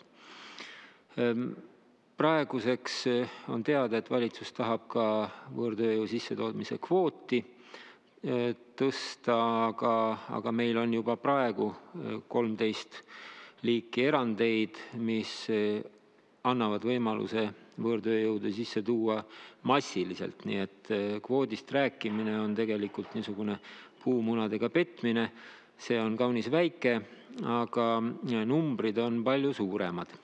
On ajutisemat laadi, aga on ka sellist tööjõudu, kes jääb siia väga pikaks ja võib-olla alguses tundub meile tööjõuna, aga hiljem on sotsiaalne koormus. Nüüdseks on antud teada, et sellel aastal on töölubadega sisse tulnud 6500 töötajat, võib-olla tal on täpsemad andmed, ka juba seni pikemaajaliste töölubadega töötajad, kui palju neid kokku on kolmandatest riikidest, see puudutab just kolmandaid riike, kust siis valitsus tahab tööjõudu juurde tuua ja mõneski sektoris aitab see lüüa palkasid alla ja tekitada meie tööturul olukorda, kus meie kvalifitseeritud töötajad lähevad hoopis mujale tööle, sest siin on palgatase natukene kerge ja teenus kehv ja teenus ka kehva. Nüüd, kui rääkida näiteks taksoteenusest, siis sellel aastal on 600 kaebusest Keeleametile 160 seotud taksoteenusega, see on 3 korda tõusnud, see kaebuste hulk ja 90% sellest omakorda seotud näiteks Boltiga. Ma tahan küsida, et kas te näete, et sisserände võõrtööjõu sissetoomine on valitsuse kontrolli all või see on kontrolli alt väljunud? Aitäh, härra minister, palun. Ja aitäh, lugupeetud Riigikogu esimees, hea küsija. Ma pean väga vabandama, aga küsimuses kõik oli pudru ja kapsad. Ma proovin ükshaaval hakata fakti täpsustama. Punkt 1. Eesti Vabariigis sisserände kvoot on 0,1% Eesti rahvastikust, circa 1300 inimest. Seda ei ole kordagi tänane valitsus kavatsenud muuta, ei muuda ja selle valitsuses jääb 0,1%. Et see pole kunagi olnud isegi diskussiooni osa, et seal on midagi väga sassi läinud. Siis mis puudutab vajadused, kuidagi mainisid, et välis- või võõrtööjõule, ei, ma olen alati rääkinud, meil on vajadus oskustööjõule ja ma väga loodan, siiralt loodan, iga valitsuse esimene kohustus, ma julgeks öelda lausa, ülesanne on oma inimeste kvalifikatsiooni tõstmine. Me oleme täna olukorras, kus me näeme, ma olen ka Töötukassa nõukogu esimees ameti poolelt hetkel, me näeme, et kus iseenesest registreeritud töötute arv on languses, et meil jääb aina vähemaks inimesi, kes on töötuid, kuigi neid on pea 40 000, siis rääkides ettevõtjatega, siis oskustega töötajatest on siiski puudus. Ehk siis me peame oma inimestele andma ja parandama nende kvalifikatsiooni. Kui need on olemasolevad inimesed näiteks töötud, siis me oleme kokku leppinud, et nende koolitamised, oskuste parandamine peab käima koostöös tööandjatega, ehk nad saaksid paremaid töötingimusi või tööoskusi, et nad saaksid tulevikus kõrgemat palka. Minnes tulevikku, siis koostöös haridusministeeriumi, haridusministriga käimas on kutseharidusreform. Just sellepärast, et seesama töötlev tööstus vajab neid oskustega töötajaid. Kui me tahame pikaajalist majanduskasvu, me tahame näha, et meie tööstus liiguks aina kõrgema lisandväärtuse suunas. See tähendab, et tänased noored, meil läheb alla veerandi põhikooli lõpetanud noortest läheb kutsekooli. Aga me näiteks teame, et Saksamaal, Austrias suurusjärk 50%, Soomes peaaegu 3/4. Ehk ühesõnaga, kui me tahame näha, et nendel noortel oleks tulevikus konkurentsivõimeline oskus tööturul toimetada, saada paremat palka, siis me peame sellega tegelema. Et see on selge, et meil on nii-öelda lühikeses vaates on kindlasti Töötukassal väga suur roll, majandusministeeriumil pikemas vaates on oma inimeste hariduse kvalifikatsiooni parandamine. Mis puudutab nüüd, te jõudsite ka kuidagi taksojuhtideni, et see, millest me oleme rääkinud, puudutab OSKA raportiga, ehk mis on kutsekoja tehtud, kus on eksperdid, akadeemikud, tööandjad, ametiühingud, kes vaatavad, milline on meie tööturu olukord 5-10 aasta pärast. Ja seal nähakse, et näiteks töötlevas tööstuses meil jääb puudu pingioperaatoritest, masinaoperaatoritest ehk inimestest, kes aitaks meie majandusel kasvada. Ja sellisel juhul me oleme rääkinud oskustöötajate erandist, et juhul, kui Eesti enda inimeste seast lihtsalt ei ole selliste oskustega inimest leida, siis võimalus ettevõtjal oleks vajadusel see 5-10, mis iganes pingioperaatorit võtta, et rohkem eestlasi saaks tööd, et see ettevõte saaks kasvada. Ja seal on kindlad kriteeriumid. Jah, ja kui küsite, ma kindlasti saan veel rääkida, mis on täpsemad kriteeriumid, aga kindlasti see ei ole ei teenindussektor ega veel vähem taksojuhid. Aitäh. Aitäh. Tõnis Lukas, teil on täpsustav küsimus, palun. Aitäh. Saate rääkida muidugi, aga kuulake siis mu küsimust ka. Te nimetate, et mul olid kõik segamini nagu pudru ja kapsad. Kui teil oleks siis lihtsam või oleks lihtsam, kui keskendume siis ainult kapsastele. Ma küsisin võõrtööjõu sissevoolu põhinumbrite kohta. Nimetasin ka 6500, nimetasin seda, et seal on ka madalapalgalised ja see on fakt. Kui me räägime Boltist, siis seal on suhteliselt väikese sissetulekuga inimesed. See kaebuste hulk on sellel aastal eelmise aastaga võrreldes 3 korda suurenenud, järelikult see teenus, mis osutatakse, ei ole kvaliteetne, kui taksojuhid ei oska eesti keelt. Ja kindlasti lööb see ka üldist palgataset alla. Ma ei küsinud selle kohta, kas meil on kvalifitseeritud tööjõudu lihtne endale ette valmistada või mitte, aga lihtsalt kas meil on kontrolli all see võõrtööjõu sissevool, millest suur osa on siiski madalapalgalised inimesed. Aga see mõte, miks ma seda kõike küsin, on see, et kas meie ühiskond peab sellist survet vastu. Me oleme sisseränderiik juba mõnda aega, nüüd viimased aastad, ja paistab, et see ongi eesmärk, et me jääksimegi siis võõrtööjõudu sisse toovaks riigiks. Kas kultuuriliselt meil on see võimekus kõigile nendele inimestele eesti keelt õpetada, sest juhin tähelepanu, osa neist ajutise töölubadega inimesi muidugi lahkub, aga suur osa neist on ka siia püsivalt kanda kinnitamas. See puudutab ukrainlasi, aga mitte ainult, näiteks need usbekid, nendest päris suur osa, kes on viimastel aastatel tulnud, kindlustavad siin meie islami usulist kontingenti, kelle suurenemise osas on ka kapo alarmkella löönud. Nii et kas me oleme kultuuriliselt võimelised, kas ettevalmistada tehtud keeleõppevõimekus, integreerimise võimekus, et meie ühiskond saab sellega hakkama? Aitäh, härra minister, palun. Ja, aitäh. Vastan siis kohe alguses sellele konkreetselt refereeritud viitele, et tänavu on Eestisse tulnud circa 6500 inimest. Ja seal, miks ma ütlengi, tulebki väga detailselt aru saada ja eristada. Sellest 6500 on 4500 inimest on lühiajalise töötamise loaga kuni 1 aastat. Nendel inimestel ei ole võimalik kuidagi siia jääda. Lihtsalt nii, nagu te ütlesite, et see inimene saab tulla siia tööd tegema kuni 9 aastaks, kui see töö on tehtud, peab ta siit ära minema. Tal ei ole võimalik kuidagi lihtsalt jääda. Ja samamoodi need inimesed ei saa kuidagi täiendavalt pereliikmeid kedagi siia tuua. Et see seadusandlus on muudetud juba aastaid tagasi. Sellest me täna kuidagi ei räägi ja sellest pole ka mina mitte kunagi rääkinud. Et see on see, miks ma ütlen, et pudru ja kapsad. Ja 2000, väga õige on saanud elamisloa töötamiseks. Ja mis puudutab, tulles nüüd tagasi, kus ma pooleli jäin, selle sama oskustöötajate erandi juurde, seal on siis küsimus selles, et meil on endal välismaalaste seaduses spetsiifilisi erandeid. Neid erandeid on kunagi aastaid tagasi tehtud just selleks, et kus kohas on meie majandusarengu kitsaskoht. Te teate väga hästi, et näiteks need erandid on õppejõududel, teadlastel, need erandid on infotehnoloogia kommunikatsioonisektoril, sest kui me nägime, et meil mingil ajahetkel oli väga kiire IT-sektori kasv, me nägime, et sealt on võimalik tipptasemel spetsialiste saada, kes tegelikult aitavad nii Eesti ettevõtetel kasvada, tänu millele rohkem Eesti inimesi saavad kõrgepalgalisemat töökohta. Nüüd me oleme olukorras, kus meil, kui eksport on taastumas, me näeme, et ka töötlev tööstus sooviks kasvada, sooviks rohkem eksportida, aga lihtsalt nendes samades sellest ekspertide poolt koostatud OSKA raport näitab, et meil lihtsalt lühiajaliselt on mingitest ekspertidest puudu. Et kui Eesti enda inimest ei ole võtta, see ei tule kuidagi Eesti inimese arvelt, on vaja täiendavat eksperti, tänu millele saab näiteks uue tootmisliini tööle panna, tänu millele saab veel rohkem Eesti inimesi paremat tööd, kõrgemat palka, siis see on see mõte. See kindlasti ei ole kuidagi kunagi ei saa olema, et me asendame võõrtööga enda inimesi. Ei, see pigem on küsimus, kuidas me väga spetsiifiliselt saame enda majandus kiiremini kasvatada, kõrgema lisandväärtuse juurde viia. Ja ma rõhutan samamoodi ka oskustöötajate erandiga. See inimene saab tulla siia ainult siis, kui ta on julgeolekukontrolli läbinud, julgeolekuasutused on tausta vaadanud ja see sobib. See inimene saab olla nii kaua siin, kui tal on kehtiv tööleping. ta muidu ei saagi üldse Eestisse tulla.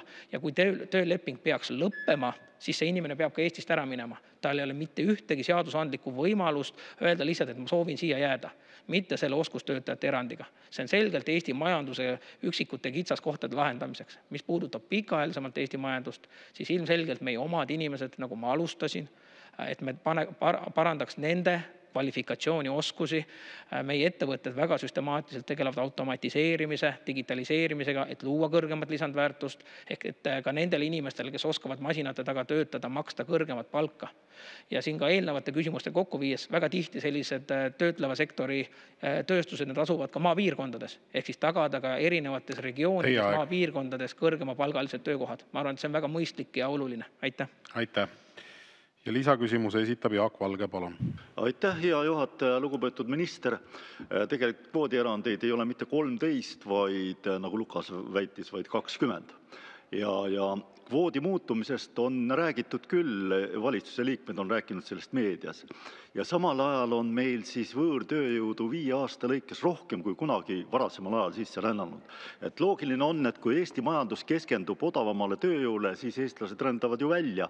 Ja kui te statistikast vaatate, siis eelmisest aastast pöörduski eestlaste migratsiooni suund, et väljarännet oli siis rohkem kui sisse.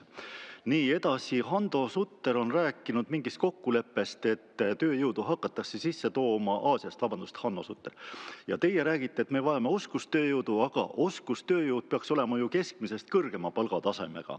Teilt aga on tulnud signaale, et keskmise palganõudeks saab eelnõu järgi olema 0,8. Ja ma küsin, et 0,8 Eesti keskmist. Ma küsin, et kas see 0,8 Eesti keskmist saab paika pidama? Aitäh! Ja aitäh, ma kuidagi teiste inimeste eest ei oska rääkida ja väga hea, et jah, te täpsustate tõesti, neid erandeid on rohkem. Ma mõned need eranditest ka nimetasin just selle sama mõttega, et see sama 0,1%, mis on kvoot, on 90-ndates sama ja siis tulenevalt, mis on olnud majanduse struktuursed vajadused, on ka siis erinevate valitsuste poolt tehtud siis nii-öelda spetsiifilisi erandeid, et hoida, mis on ka täna ja ka tõenäoliselt tulevikus ikkagi Eesti migratsioonipoliitika on üks konservatiivsemaid ja ma arvan, et selleks ka jääb, et sellepärast ka see oskustöötajate erand. Aga mis puudutab nüüd oskustöötajate erandi kriteeriumid, jah, siis seal on väga spetsiifilised kriteeriumid. Kõigepealt, et üldse sellesse kvalifitseeruda, peab olema selles samas ekspertide poolt OSKA kutsekoja raportis kirjas, et meie enda inimestest, isegi koolipingist tulnutest jääb väheks. Teistpidiselt sellesse sektorisse, kus oskustöötajate erandit saab taotleda üldse, peab olema eksportiv sektor, peab olema kõrgema palga maksmisega, et üldse sellesse sektorisse kvalifitseeruda. Ehk siis tuues mõned lihtsad näited, see on masinatööstus, see on puidutööstus, puidusektor, toidusektor, ehk siis kõrgemat lisandväärtust loov. Ja nüüd, mis puudutab siis seda sama palganõuet, siis meil oli erinevaid arutelusi ka tööandjatega. Minu esimene ettepanek oli, et oleks kõige lihtsam, et on konkreetse ametikohane keskmine palk. Keevitaja keskmine palk Eestis, et saad võtta ka keevitaja välismaalt. Hästi lihtne inimestel aru saada, aga kuna selline, see oleks olnud ilmselgelt täiendav bürokraatia nii riigi vaatest, aga ka ettevõtja enda vaatest, siis meil on olemas seadusandluses juba kasvuettevõtete erand, milleks on see, et kui sa kvalifitseerud sellesse OSKA raporti erandisse, oled selles tööstussektoris ja maksad vähemalt sektori keskmist ja kõrgemat palka, siis sul on võimalik seda töötajat võtta minimaalselt 0,8 Eesti keskmisest, mis on siis tänases olukorras kuskil circa 1700 eurot. Sellega, et me panime selle täiendava viimase kriteeriumi just selleks, et mitte lasta inimesi hirmutada, et on võimalik kuidagi võtta, et sa küll võtad tööstusesse, aga sa võtad endale koristaja, hästi lihtsustatult. Ehk siis sellel on kindel miinimum põrand, ehk alla 1700 euro ei ole võimalik isegi sellesse kõrge lisandväärtusega tööstussektorisse seda töötajat võtta. See saigi ekstra pandud, et ei oleks võimalik inimesi hirmutada. Esiteks, kõigepealt peab see tööstus kvalifitseeruma, no ma ütlen, ja need inimesed reaalselt üles leidma ja sellisel juhul, et igaks juhuks, et ei saaks ka avalikust hirmutada, on veel täiendav kriteerium. Jah, aitäh. Suur tänu ja lõpetame sellega tänase 5. küsimuse käsitlemise. Liigume edasi. Tänane 6. küsimus on peaminister Kristen Michalile. Küsib Riigikogu liige Helmen Kütt ja teemaks on erihoolekandes valitsev olukord. Helmen Kütt, palun. Aitäh, lugupeetud eesistuja, härra peaminister. Peaminister on valitsuse juht Seda võiks nagu võrrelda sellega, et ministrid on teie meeskonnaliikmed, nagu laeval on kapten ja igalühel kapteni meeskonnas on oma roll. Nüüd mulle isiklikult tundub, et sotsiaalkaitseministri ametinimetuse kadumisega, muutumisel sotsiaalministriks, kipub kaduma ka sotsiaalkaitse. Miks muidu 25. septembril kogunes siia Toompea ette suur hulk inimesi, esmakordselt 30 aasta jooksul erihoolekande teenuse pakkujad ja ka seda teenust vajavad inimesed, et rääkida oma murest, mis puudutab teenuse maksumuse, riik eraldab tegelikus koha maksumusest 60%, 40% tuleb leida sisemisest reservist, ausalt öelda, need sisemised reservid on neil kõik praktiliselt ammendunud ja selle läbi teenus ka halveneb. Nüüd saime me lugeda, et erivajadustega inimesed peavad aprillis teenuse eest rohkem maksma. See väike pensionitõus või toetuse tõus, mis tuleb, läheb selle teenuse katteks. Et kuidas teile tundub selles olukorras, kus täpselt sellel samal päeval 25. septembril üle andes siis riigieelarvet 2026. aastaks ei leitud seal seda karjuvat miinimumvajadust 30 miljonit, mis oleks kergendanud selle töö tegemist? Aitäh! Aitäh, hea küsija! Ma kindlasti kinnitan teile, et sotsiaalminister, olenemata neid, kas neid on üks või kaks seal ministeeriumis, seisab alati kogu oma haldusala ja valdkonna eest nagu kogu valitsus. Et ministrite paljusus veel ei taga iseenesest otsuste paremat kvaliteeti, nagu ei ole otsuste kvaliteedi puuduse märk see, kui ministreid on vähem. Neil kahel seos puudub. Ma arvan, me selles ehk saame kokkuleppele, et ministrite arv ei ole tegelikult see, mida me ju vajame. Ja minu meelest on valitsused töötanud hästi, kui meil on olnud 2 ministrit seal, ja töötavad valitsused hästi, kui seal on 1. Mulle nii tundub.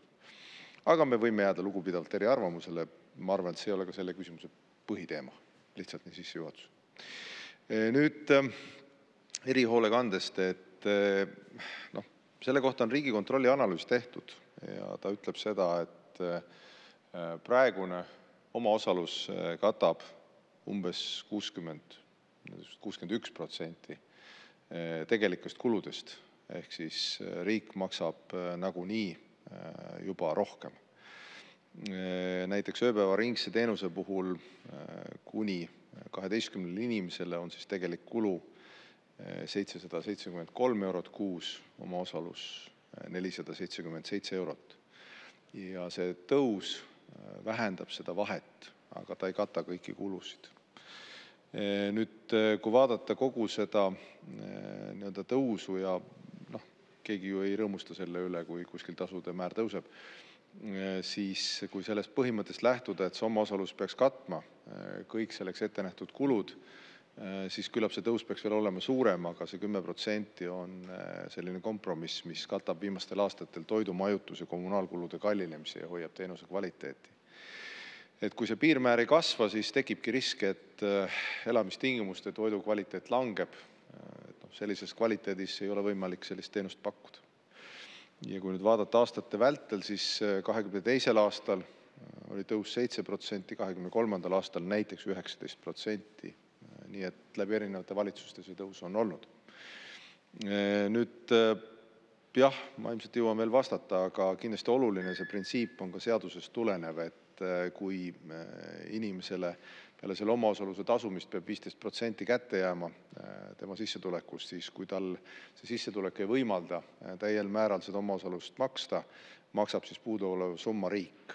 Et see tähendab seda, et ka väikese sissetulekutega inimestel on abistamiseks võimalused olemas, et nende ligipääs siis teenustele ei halvene. Aitäh! Suur tänu! Helmen Kütt, teil on täpsustav küsimus, palun. Ja suur aitäh selle vastuse eest. Muidugi meil oleme siin teatud küsimustes ikkagi täiesti eri meelt, aga küsija küsib ja vastaja vastab, nii see on. Te ütlesite, et ministeerium, minister töötavad väga hästi. selge see, et jälle meeskonna kaptenina ja juhina teil vist ei olegi väga muud öelda, aga ma toon ühe näite teile lihtsalt siis selles mõttes, et andke hinnang sellele olukorrale. 11. detsembril 2024 võeti vastu rahvatervise seadus, rahvatervishoiu seadus. Ja see jõustus 1. septembril 2025 ja see puudutab hoolekandeasutusi ja nende tegevuslubasid. Ja nüüd on seaduses kirjas, et tegelikult peab kehtestama uue seaduse kohaselt täpsemad nõuded elukeskkonnale, kus osutatakse sotsiaalteenust ja terviseriskide ohjeldamise ja riskitegevuse vähenemiseks, peab kehtestama minister oma määrusega ja seda määrust ei olnud kuni esmaspäevani. Ehk siis 8 kuud oli aega seaduse vastuvõtmisest, kui seadus jõustus 1. septembril 2025. 2,5 kuud on mööda läinud ja hoolekandeasutused ootavad 3. kuud tegevuslube.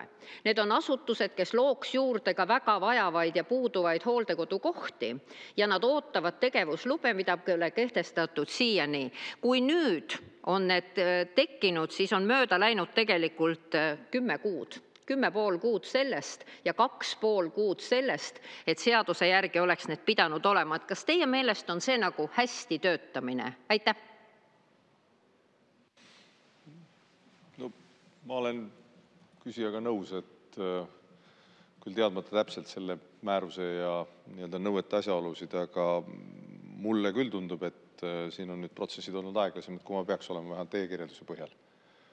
Aga ma kindlasti küsin järgi ja küsin ka täpsemalt, et minister, ma siiski meenutan, on ametis ainult vist pool sellest ajast olnud. Aitäh. Aitäh ja Tanel Kiik, teil on täpsustav küsimus, palun. Lugupeetud Riigikogu esimees, austatud peaminister. Ma ise pean ennast rahulikuks inimeseks, aga ma tunnistan ausalt, et teie vastus mu heale kolleegile Helmen Kütile lausa vihastas mind tegelikult. Ehk olukorras, kus riigi roll, kohustus ja vastutus, seadus tulenevalt on erihoolekande teenused pakkuda, siis te räägite sellest, kuidas inimeste omaosalus peaks olema veelgi kõrgem, et katta seadusest tulenevalt nende nõudeid. Et kogu austuses probleem on selles, et riik paneb sinna valdkonda liiga vähe. See on see, mis oli ka Riigikontrolli raporti tuum. Et seal on aastate pikkused järjekorrad. On näiteid toodud siin autismispektri häirega inimese puhul, kellele otsiti aastaid sobivat teenuse kohta. Et riik jätab oma töö tegemata, ütleb inimese tema lähedastele, et vaadake ise, kuhu te selle inimese panete, kuidas te teda hoiate, kas te saate hakkama, aga riik ise ei saa hakkama. Ja selle asemel, et natukenegi seda kriitikat omaks võtta, nentida, et ka teie valitsus antud juhul, aga ka varasemad valitsused ei ole suutnud sinna piisavalt raha suunata, piisavalt teenuskohti luua, väärikaid palku tagada, selle asemel te räägite sellest, mis inimeste oma osalus on või peaks olema. Ehk see on ausalt, ma ei tea, mis sõna on, ma ei taha siin halbu sõnu kasutada, aga see on absurdne olukord, jabur olukord, ütleme viisakalt, et olukorras, kus riik ei suuda enda rolli täita, minnakse raskel ajal oma osalust 10% võrra tõstma, mis tõuseb kiiremini, kui tõuseb ka näiteks sama pension või muud need toetuse liigid, millele siin austatud minister viitas, seda tõusu põhjendades. Ehk et kas see tõesti ei näe sellest probleemi, et Vabariigi Valitsus ka konkreetse eelarvega suunab erihoolekande probleemi lahendamisse 4,2 miljonit eurot, samal ajal kui 100 miljonid tehakse siin maksusoodustusi suures osas jõukamast ühiskonnast, igale poole mujale siin loobitakse raha, eelarve on 4,5% defitsiidis ja siis see koht, kus on kõige suurem abivajadus, kus on suurem teenusevajaduse puudus, sinna leitakse 4,2 miljonit ja siis te räägite inimeste oma osalused, mis peaks teie sõnul olema veel suurem. Aitäh, härra peaminister, palun. Jaa, aitäh, hea küsija. No, ma saan aru, et te valmistate ette umbusalduse katset sotsiaalministrile ja sellepärast te teete siin ka võib-olla veel sellist nagu, ütleme, võtate sellist positsiooni, sest vastasel korral peaksin ma ju küsima, kui ma läheks liimile ja küsiks samamoodi teravalt nagu teie, et aga ma ei tee seda, ma ei küsi, et olete selle valdkonnaga pikalt kokku puutunud ja kus me siis nüüd oleme. Et ma lihtsalt räägin inimlikult, milles see asi on. Et see, mida mina kirjeldasin, on ju tegelikult reaalne pilt sellest, et riik ei ole kunagi maksnud 100% selle teenuse eest. Ja kui Riigikontrolli analüüs ka on näidanud, mida ma ka Helmenile ju kirjeldasin, et praegune omaosalus katab ainult umbes 60%. Et sellest selline omaosaluse tõus on olnud läbi aastate, et 22. aastal on 7%, 2023. aastal 19%, 2024. aastal 15%, nii et läbi aastate on see omaosaluse tõus olnud. Ja see omaosaluse tõus tähendab siis seda, et on võimalik kvaliteetset teenust pakkuda, on võimalik neid kohti pakkuda, et kui teile inimlik ja aus selgitus ei sobi, ega mul paremat teile pakkuda ei ole, tõtt öelda. Seda, et riigil raha üle ei ole, ma usun, et enamus teavad ja sellest hinnatõusust tegelikult on informeeritud eelnevalt ka näiteks Eesti Puuetega Inimeste Koda. Ja mis on oluline, ongi selle juures, mida ma ka Helmenile ütlesin, et seaduse järgi peab inimesele jääma pärast omaosaluse tasumist kätte vähemalt 15% tema sissetulekust. See tähendab seda, et kui inimese enda sissetulek ei võimalda omaosalust täies ulatuses maksta, maksab puuduoleva summa siis Sotsiaalkindlustusamet inimese eest ise. Ja see tähendab seda, et on loodud võimalused ka väikse sissetulekuga inimeste abistamiseks. 2025. aastal aitas riik hinnanguliselt 100 erihoolekandeteenust saavat inimest ja omaosaluste tõus on erinevalt varasemast planeeritud teadlikult aprilli, et inimestel lihtsam oleks, perede kulud ei kasvaks sellisel viisil, nagu nad on varem kasvanud. Ja 2025. aasta juunis tõusid ka puuetega inimeste toetused. See ongi just selle eesmärgiga, et katta lisakulusid. Nii et kõik see kokku tegelikult kirjeldab seda, et riigil tihti napib raha erinevate asjade tegemiseks ja sellest hoolimata on erihoolekande valdkond 1/5, kuhu me saime täiendava raha panna ja muuhulgas ka palgatõusuks politseinik, päästjad, haridus ja kultuur ja erihoolekanne, kus tuli palgatõus, et pakkuda kvaliteetset teenust. Nii et see on aus pilt. Aitäh! Suur tänu, lugupeetud peaminister, ja sellega ma lõpetan tänase 6. küsimuse käsitlemise. Enne kui me edasi liigume, on käsi püsti. Tanel Kiik, küsimus istungi läbiviimise protseduuri kohta, palun. Ja vabandan, et ma siin protseduurilist vormi kasutan, lihtsalt protokolli huvides ära täpsustada, et Riigikontrolli raport tõi välja selle, et riigi pearahamudel katab selle teenuse kulust umbes 64%. Et probleem oli riigi poolses alarahastatuses, mitte inimeste poolses liiga madalas oma osaluses. Et lihtsalt fakti täpne võiks olla peaminister. Aga selge, aitäh, aga ma ei saa mitte kuidagi seda lugeda protseduuriliseks küsimuseks. Liigume edasi. Ja 7. küsimus on siseminister Igor Tarole. Küsib Riigikogu liige Jaak Valge ja teemaks on probleemid väärteomenetluse seadustiku järgimisega. Jaak Valge, palun. Aitäh, härra esimees. Härra siseminister, uskuge, mul on tõepoolest natukene ebamugav omaenda isikuga seotud teemat püstitada, aga see on vajalik, sest pole alust arvata, et mina olen erand. Nimelt 24. juulil käesoleval aastal informeeris politsei meediat, mitte mind, et minu ja Andres Aule suhtes on algatatud väärteomenetlus seoses Tallinna Kirjanike maja seinale paigaldatud Eesti NSV lipu installatsiooniga. Meile endile ei ole tänaseni, see on pea 4 kuud hiljem, siis menetlusest teavitatud.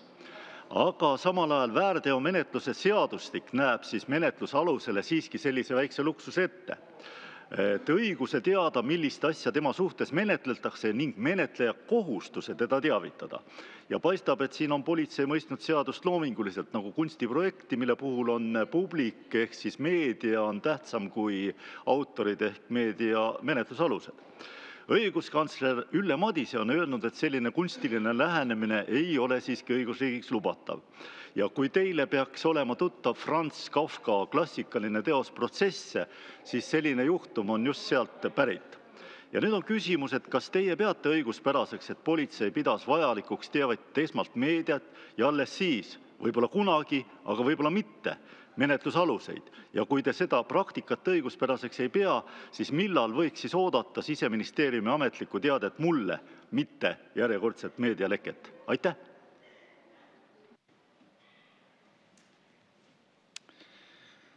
Aitäh, austatud Riigikogu liige, selle küsimuse esitamise eest. No olgem ausad, seda olukorda ju ei oleks, kui te poleks oma kaaslasega võtnud kätte Eesti NSV lippu ja läinud sellega lehvitama meie vanalinna tänavatel. Et mulle tundub, et iga endast lugupidav Eesti patrioot hoolib eelkõige oma riigi sümbolitest, sinimustvalgest, meie vapist. Ja kui ta soovib seda armastust oma riigi vastu väljendada, siis ta pigem võtab kätte oma riigilipu, mitte ei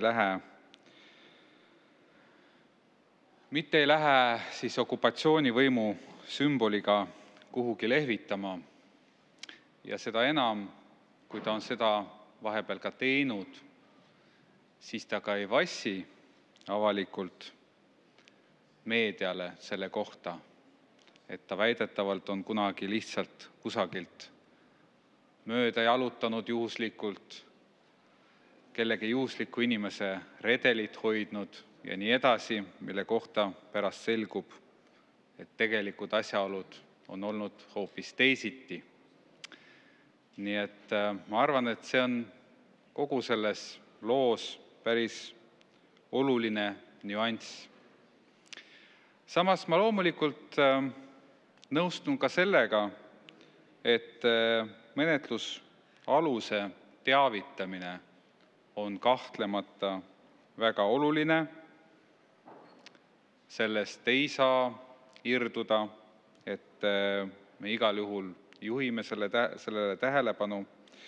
Aga see on ka küsimus, mida peaks konkreetselt hindama.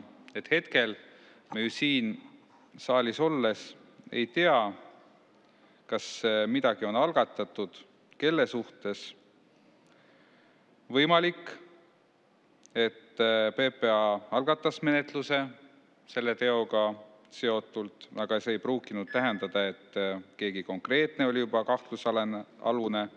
Nii et tuleb hinnata ka eraldi seda, et kas menetlus on alustatud, kas seal on selge, kes on see toimepanija ja kas PPA-l on ka piisavalt infot, et sellele toimepanijale see väärteo süüdistus siis esitada.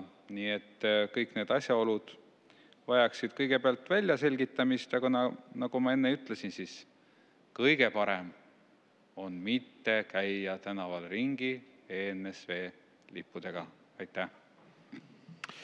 Aitäh! Jaak Valge, teil on täpsustav küsimus, palun. Ja suur tänu vastuse eest, eks see kajastab teie hoiakuid, et ma ju ei küsinud teie hinnanguid meie aktsiooni kohta, mis oli suunatud küüditaja mälestusmärgi vastu ja mitte mingit tänavatel lipuga ringi käimist ei ole olnud. Ja sellele aktsioonile annab ikkagi hinnangu kohus, mitte teie. Ja kohus on juba ühe korra analoogilise väärteomenetluse meie vastu tühistanud. Nii, ja kui ma olen teile ka varem arupärimise esitanud, siis olete vastuses jälle manipuleerinud, nii nagu tänagi, või siis avalikkust otse eksitanud, olgu see siis Ukraina mobilisatsiooni kohuslaste statistika osas või ka Sinimägede mälestusürituse segamise osas, mil puhul te siis üleeile väitsite, et kohus on otsuse teinud. Kohtuotsus tuleb aga alles 29. novembril. Ja seetõttu tundub mulle, et teie vastustes esineb teatud muster ja üks minu mentor, orientalist Linnart Mäll on väitnud, et tema ümbersünde ei usu. Ja mina olen temaga nõus, ma ei usu ka, et te suudate ümber sündida. Ja palun vastake nüüd siis võimalikult konkreetselt ja kontrollitavalt, et kuidas kavatsete tagada, et politsei tulevikus järgib väärteomenetluse põhiseaduse nõudeid. Nagu ma enne ütlesin, seda ei ole järgitud, ja väärteomenetlus on alustatud sellepärast, et vastasel korral oleks meilt ju see konfiskeeritud installatsiooni ese meile tagastatud, aga seda ei ole tagastatud, mida politsei lubas teha juba kuu jooksul ehk siis 29. augustil. Nii et järelikult väärteomenetlus käib ja politsei ei ole täitnud oma kohuseid ei väärteoseadustiku ega ka põhiseaduse osas. Niisiis, et mida te nüüd kavatsete konkreetselt ja kontrollitavalt teha, et politsei seda tulevikus järgiks? Aitäh! Aitäh, hea küsija! Eks iseenesest seesama infotunni formaat või ka ükskõik mis formaat, kus Riigikogu liige saab küsimusi esitada ministrile, on hea vahend sellise järelevalve teostamiseks. Et kahtlemata me vaatame nendesse asjaoludesse sisse, et politsei algatab menetluse, kui tal on kahtlus, et toime on pandud süütegu. Selline on ka kriminaalmenetluses põhimõte, et kahtluse korral algatatakse menetlus, see ongi selleks, et välja selgitada, kas on süütegu pandud või mitte. Nüüd, nagu ma enne ütlesin, siis tulebki veel siin eraldi hinnata seda, et see menetlus on alustatud, kas seal on selge, kes on see toimepanija, kas PPA-l on piisavalt infot, et see süüdistus või väärteosüüdistus esitada. Et kindlasti me konsulteerime PPA-ga sellel teemal, et minister siin kindlasti menetlusosaline ei ole, aga mul on ka mitte lihtsalt ministrina, vaid Eesti Vabariigi kodanikuna teile veel kord seesama soovitus. Te rääkisite mingisugusest installatsiooni esemest. See oli Eesti NSV lipp, millega te käisite ringi, levitasite, eksponeerisite seda, see oli teie soov ja tahtmine. Esiteks mul tekib üldse küsimus, miks peab ühel eestlasel olema kodus kusagil voodi all või kapi all peidus NSV lipp? Milleks on talle see vajalik? Et kas tõesti ootate midagi seoses selle lipuga? Et igal juhul ma arvan, et siin tulekski asjadest rääkida nii, nagu on, ja kui te üritate kuidagi mulle omistada siis seda, et ma siin justkui nagu vassin või ei räägi õigust, siis ma tuletan meelde, et esimest korda, kui te selle lipuga käisite levitamas, te väitsite meediale, kõigile kanalitele avalikult, et te olite seal juhuslikult, et te seda teist inimest ei tunne, et te lihtsalt korraks hoidsite kellegi redelit ja pärast tuli välja, et see kõik ei vastanud tõele. See on kõik avalikus meedias jälgitav, selle kohta on võimalik kõik materjalid üles otsida ja teha oma järeldused. Aga PPA loomulikult peab käituma korrektselt ja seda me ka uurime, küsin järgi selle kohta. Aitäh! Aitäh! Ja lisaküsimuse esitab Rain Epler, palun. Ja aitäh! Mul oli üks kommentaar ja siis oli ka küsimus. Küsimuse Taro võttis ennast lõpus kokku ja ikkagi ääri-veeri vastas ära, et mul esiti ei olnud plaanist Tarolt midagi küsida, kes ma kuulasin kolleeg Valge küsimust, mis oli väga konkreetne, et kui seaduses on öeldud, et politsei peab menetlusosalist teavitama, kas ta siis peab?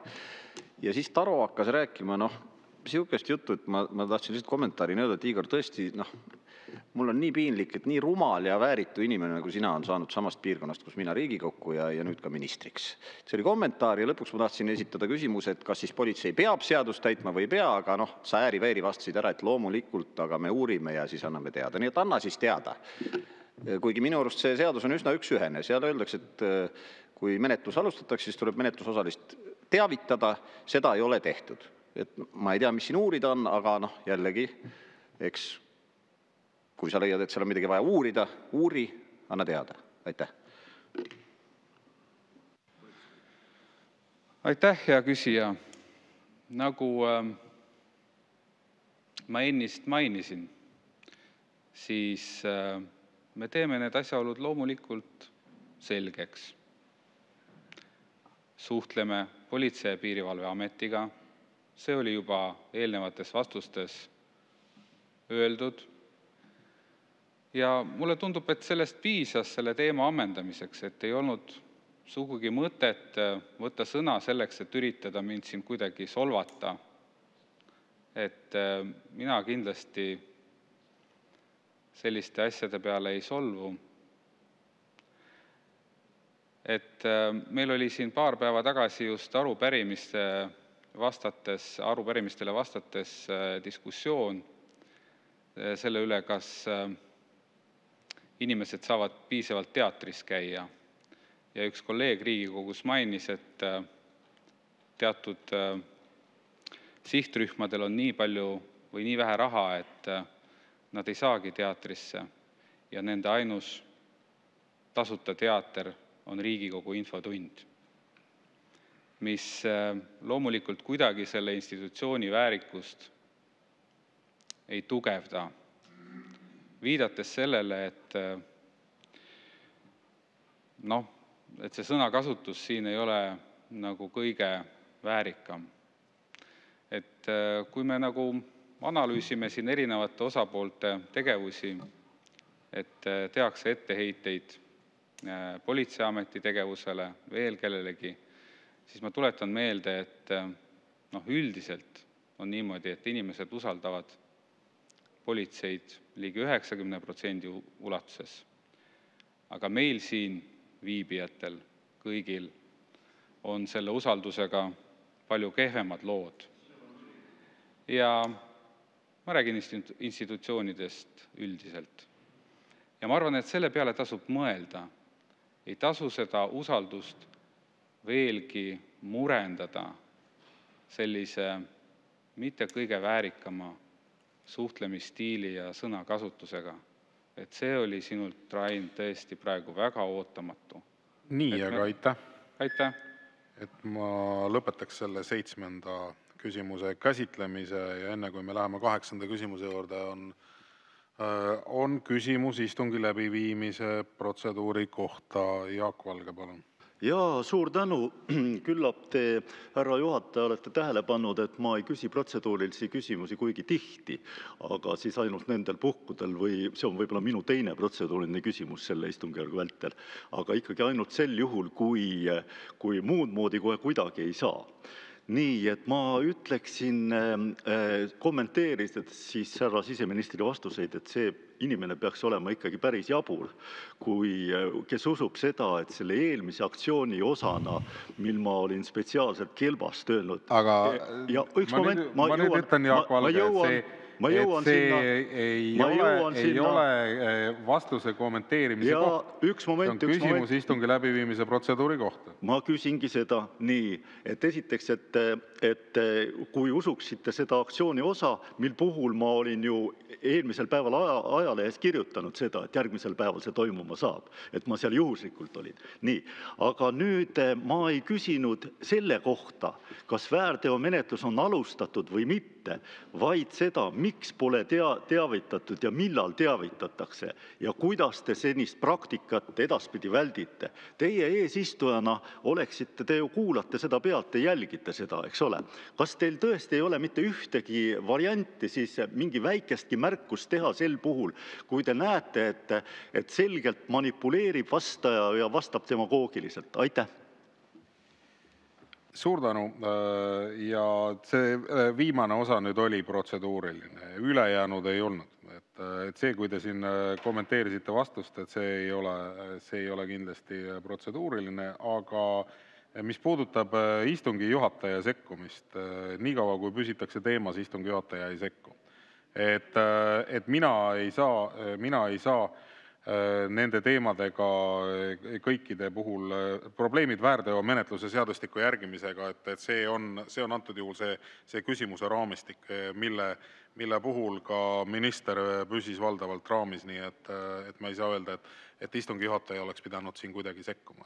Et see ei ole lihtsalt korrektne, see ei ole ka siin saalis olnud varasemalt kombeks ja istungi juhataja ei saa ka ette kirjutada ühelegi küsijale ega vastajale ei küsimusi ega vastuseid, et see ei ole istungi juhataja roll ja see ei ole ka demokraatlik. Läheme edasi. 8. küsimus ja küsib Helle-Moonika Helme.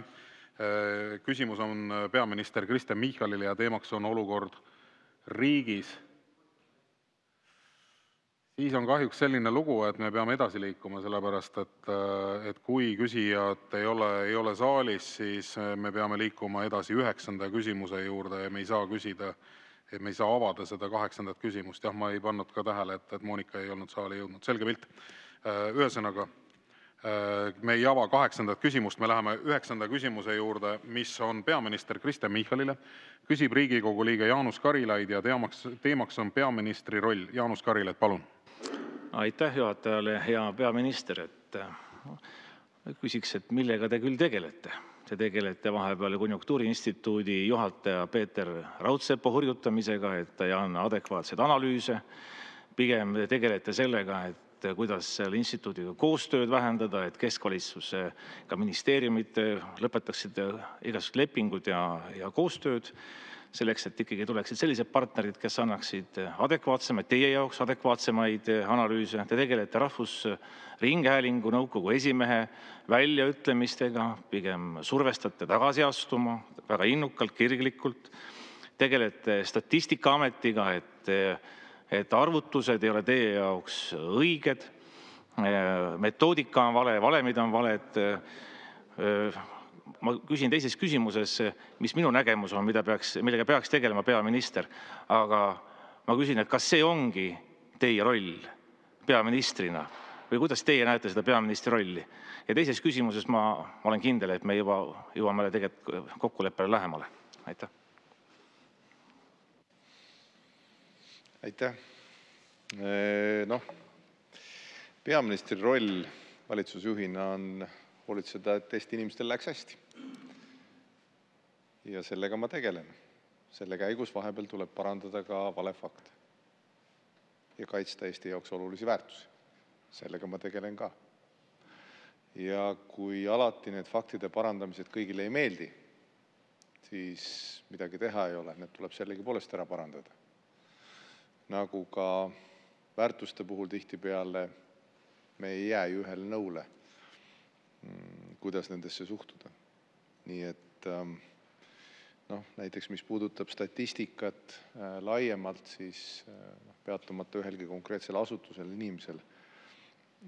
Meie jaoks on väga oluline saada adekvaatset informatsiooni selle kohta, kus me oleme oma majandustsükliga, kuidas meil läheb, sest see on sisend ka näiteks riigieelarve koostamisel, erinevate sammude astumisel.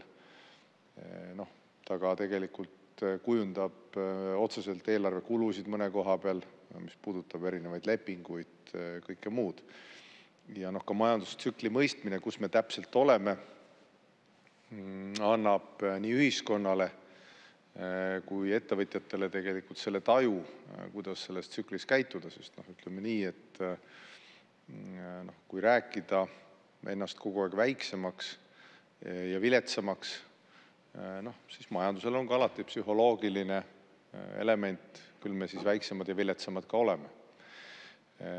Ütleme nii, et kui vaadata nüüd seda pilti, siis ütlen, ma vist olen väga pikalt vastutuult sõudnud sõnumiga, et majandus pöördub kasvule. Siin saalis ehk ma oma fraktsioonist Eesti 200-st veidi ka võib-olla aegalt sotsidest saan toetust. Teilt võib-olla omavahelises vestluses, et küll see majandus kasvule pöördub, aga siin saalis hoiak on ju selline, eriti opositsiooni poolt, et ei kasva ega siin mitte midagi. Ma siiski ütleks, et numbrid nüüd näitavad, et majandus on kasvule pöördunud ja ma arvan, et need sammud, mis me teeme, kui te küsite, mis on valitsusjuhi roll, siis muuhulgas näiteks need valikud, mis puudutab eelarvet, ajaloo suurim maksulangetus, tähendab seda, et järgmisel aastal inimestel on rohkem raha, tarbijakindlus kasvab ja üldiselt majandustsükkel on pöördumas sellise ettevaatliku võrna kasvu algusesse, järgmisel aastal see kasv on juba hoogsam, kui te küsite. Mis puudutab Ringhäälingu nõukogud ja seda debatti, siis ma olen meelega rõhutanud, et see debatt käib väärtuste ERR-i rolli üle, mitte ei käi inimeste ega isikute üle.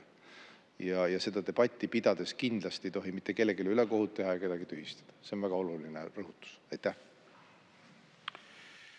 Aitäh. Jaanus Karilaid, teil on täpsustav küsimus, palun.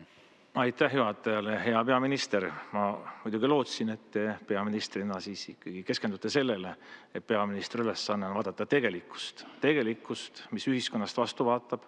Ja number 1 küsimus tegelikult täna on rahvastikukriis. Et te teate, et rahvastikukriis on number 1 küsimus ja teil on ka olemas vastavad meetmed, kuidas rahvastikukriisist välja tulla. Tegelikult te sellele ei peatunud ja teil ei ole ka meetmeid, kuidas sellest välja tulla. Ma lootsin, et te peaministrina räägite majandusest, majanduse käimatõmbamisest, et te näete, et hangunud majandus ja lootus ainult selle peale, et Soomel, Saksamaal, Põhjamaadel läheb hästi ja siis hakkab ka meil hästi minema, aga tegelikult teil ei ole meetmeid, kuidas tulla välja majanduse hangumisest. Ma lootsin, et te räägite sellest, et idapiiri väljaehitamine läheb vaevaliselt, alles 2027. Ma lootsin, et te räägite sellest, et energiahinnad mis on 3-4 korda kõrgemad kui meie ütleme siis Soomes või Lätis, et te suudate ka seal pakkuda välja nägemust, et meie konkurentsivõime, et meie majandus tegelikult läheks kasvule. Et 3-4 fundamentaalküsimust, et te kõiki neid eirasite. Te rääkisite ainult sellest, et te tahate ümber lükata statistikat ja teie siis selline sugereeriv võime, et majandus hakkab kasvama, et sellest piisab, et siis Reformierakond aidata siis paremale tulemusele 27. Aga fundamentaalküsimused tegelikult, mida ma nimetasin, te kordagi neid kahjuks ei maininud. Mina mõtlesin, see on peaministri roll. Kas ma eksisin siis? Aitäh! See debatt on alati väga nauditav, ütlen kohe see algusesse. Kõik jalgpallis vist öeldakse, et pannakse see palli alale, ma ei tea, kuidas tennises seda öeldakse, et lüüakse palli õige koha peale. Et lihtsamates terminites seda öelda, aga praegu, hea küsija, täpselt seda sa ju tegid. Et mis puudutab rahvastikukriisi, siis oleme ausad, ka mina olen arvamusel, et see on tõsine. Demograafia küsimus on tõsine, eriti väiksele riigile rahvale ja seda ma olen ka korduvalt väljendanud, küsinud ka teilt häid ettepanekuid, kui need on, jagage. Sotsiaalministeerium on teinud analüüsi, seal on hulk erinevaid ettepanekuid, need ettepanekuid hinnatakse, debateeritakse ka parlamendis, komisjonides, kindlasti suures saalis ja valitsuses. Selle hulgas on erinevad sammud, mõned asjad ka, mida meie juba teeme, et näiteks eluasemed oleks lihtsamini kättesaadavad, et inimestel oleks võimalikult lihtsamalt kõiki laene võtta ja nii edasi toimetada. Sellega me tegeleme. Energiahindade puhul, energiahinnad on tänu taastule läinud madalamaks. Energiamajanduse arengukava minu hinnangul on ka avalikkuses väga positiivselt vastu võetud ettevõtluse majanduse poolt. Kui te küsisite majanduse kohta, et ma ei rääkinud, siis mul tekkis väike kahtlus, et järsku see küsimus oli enne minu vastust valmis kirjutatud. Kui ei olnud, siis te lihtsalt ei märganud, mida ma vastasin. See, mis juhtub järgmisel aastal, Eesti ajaloo suurim maksulangetus. Eesti ajaloo suurim maksulangetus. See tähendab seda, et inimestele jääb oluliselt rohkem raha kätte. Sellesama keskklassil ehk keskmisel tööinimesel jääb üks palk aastas rohkem raha kätte. See tähendab seda, et inimestel on võimalik oma tulevikku paremini kindlustada, investeerida, kasutada seda raha oma perede jaoks. Ja see tähendab seda, et ka sisemaine tarbimine kasvab. Ettevõtlusel on kuhu investeerida. Me jätame ära ka tulumaksu tõusu, just sellepärast, et ettevõtjad saaks investeerida, meie ärikeskkond oleks konkurentsivõimeline. Ja idapiiri väljaehitamisega mul on ka neid samu uudiseid, mida me siin iga kord peaaegu Mart Helme ja Martin Helmega debateerime, et omal ajal nad ütlesid, et idapiiri väljaehitamine on liigne luksus sellisel kujul, nagu see plaanitud oli, võtsid veidi raha ära. Nüüd on valitsusel üsna selge plaan. Koos rahastusega, idapiir ehitatakse välja, samamoodi ka kindlaks. Kaitseinvesteeringute, julgeolekuinvesteeringute tase on läbi ajaloo kõige kõrgem. Ja see ei ole mitte ilu küsimus, see ei ole mugavuse küsimus.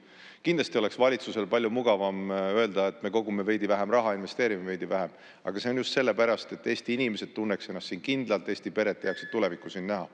Nii et jah, kõiki nende küsimustega, hea küsija, iga päev tegeleme. Aitäh! Aitäh ja lisaküsimuse esitab Mart Helme, palun. Aitäh! No ja, et ma lisaküsimuse sain, siis ma oma küsimusi ilmselt enam ei jõua esitada. Ja no ma lükkan järjekordselt ümber selle Kristen Michali vale, et Mart ja Martin Helme tõmbasid just nagu kontrolljoone väljaehitamise rahad maha ja midagi toimuma ei hakanud. Vastupidi. Eraldasime valitsuses rahad ja hakkasime välja ehitama. Erinevalt sellest, mida munes eelnevalt Reformierakond seal, kirjutades hiigelnumbreid eelarvesse, aga raha tegelikult ei olnud. Nii et lükkan jälle järjekordselt ümber, aga no see on meil siin vana vaidlus, kordub nädalast nädalasse. Nüüd ma selle konkreetse teema juurde tulles ütleksin, et mina kõrvaltvaataja ja kodanikuna näen, et teie valitsuses valitseb sisuliselt entroopia. Te ei kontrolli absoluutselt seda ega suuda juhtida, mis teil toimub ministeeriumites. Kui me võtame ükshaaval, Erkki Keldo, kes praegu lahkus siit, tema haldusalal majanduses mingit arengut ei toimu. Arengut üritatakse kuidagi moodi käivitada odavtööjõu sissevedamisega. 6500 odavtööjõu kätepaari käesoleval aastal Eestisse tulnud. See on Eesti venestamine. See on Eesti kõigi aegade kõige suurem venestamine, mis teie ajal on aset leidnud. Ja see on üks entroopia näide. Nüüd teine entroopia näide istub teil kõrval seal. Ja siit vaadates vasakul, teie poolt vaadates paremal käel. Kas te olete teadlikud, et meie kopteripark on sisuliselt vanarauaks muutunud? ja mitte midagi ei tehta. Ikka käiakse müts käes kerjamas mingeid varuosi, mida meile praktiliselt ei anta, sellepärast et suuremad tellijad on oma tellimustega ees. Aga midagi ei tehta. Laevastik, piirivalve laevastik anti kaitsejõududele klausliga, et nad peavad täitma neid samu kohustusi, mida nad täitsid piirivalve laevadega, aga nad ei täida neid. Nad ei saagi täita, sest neil on teised ülesanded ja teised õppused ja teised kohustused liitlasriikide ees ja nii edasi. Nii et teil on entroopia, te vähendate puuetega inimeste toetusi ja tõstate, õigemini sotsiaalminister tõstab hooldekodude kulusid. Et see kõik on entroopia. Mida te ütlete selle peale? Kas te tõesti lasetegi sellele kõigel lihtsalt minna või võtate ühel hetkel ikka ajate selja sirgu meie infotunni aeg saab lihtsalt otsa enne, kui te lõpetate. Nii et härra peaminister vastab ja siis me lõpetame selle infotunni ära. Härra peaminister, palun. Jah, aitäh, hea Riigikogu esimees. Teie väljendid on alati kaunis värvikad. Ma ütleks nii, et valitsusel on oma tööplaan. Selle tööplaani alusel toimetatakse ja kui ühiskonnas on aktuaalseid olulisi küsimusi, mis on selle tööplaani välised, neidki käsitletakse samamoodi. Nii et ma ei ole teiega absoluutselt nõus, kui te väidate, et Eesti riigi asjatamises, riigikaitses, julgeolekus või mõnes muus valdkonnas valitseb entroopia. Nüüd see uudis või see sisu, mille üle me ju vaidleme ja tegelikult mitu infotundi tagasi te juba nõustusite, et eelnevates Reformierakonna valitsustes, nagu te ütlete, väga halbades valitsustes, pandi idapiiri väljaehitamine käima ja siis, ma võin jälle taas tsiteerida, kuidas Martin Helme, tollane rahandusminister, kes ütles, et piir tuleb soodsamalt välja ehitada ilma igasuguste kellade ja viledeta ja nii edasi ja nii edasi. Ja jätta ära igasugused droonilahendused ja kõik see muu. Ja siis te tulete siia rääkima sirge näoga, kuidas see ei puutu kuidagi teisse. No kuulge, puutub ikka. Te otsustasite piirilt raha ära võtta, selle asemel, et see välja ehitada. Ja nüüd tulles nende muude küsimuste juurde tööjõu puhul, vaadake, nagu me siin küsimustes vastuste voorus juba tuvastasime, et eelmisel aastal ei tulnud meil isegi kvoot täis. Ma ei tea, kuidas sellel aastal, vist ta pole siiamaani täis tulnud, aga täpse numbri saame ju vaadata. On hulk erinevaid erandeid, mille alusel tuuakse uut tööjõudu juurde ja tavaliselt see tähistab ikkagi seda, et Eesti inimeste vajadus või Eesti majanduse vajadus on just kõrgema lisandväärtuse loomisele, et sa vajad teatud hulka spetsialiste teatud rollide peale, et luua kõrgemat lisandväärtust. Nii et sõnum, et jätame mõne inseneri toomata või mõne valdkonna inimese toomata, tegelikult on sõnum sellest, et me ei taha majandust kasvatada, aga vaadake minu valitsuse ja üks minu tegevuse eesmärk on majanduskasvule pöörata. Ja ma saan aru, et vastutuul puhub nii väljapool, kui siin saalis opositsioon puhub nii palju, kui saab, et vastutuult hoida. Aga sõbrad, hoolimata kõigest sellest, järgmisel aastal majanduses Eesti inimestel läheb paremini. Nii et kui te omistate keerulisi aegu valitsusele, omistame siis selle kasvuga. Ja sisejulgeolekusse, mis puudutab riigikaitse investeeringute kõrval, ka laia julgeolekusse, me teeme väga suuri investeeringuid, kümnetes ja sadades miljonites. Meil on olnud lisaeelarveid siin.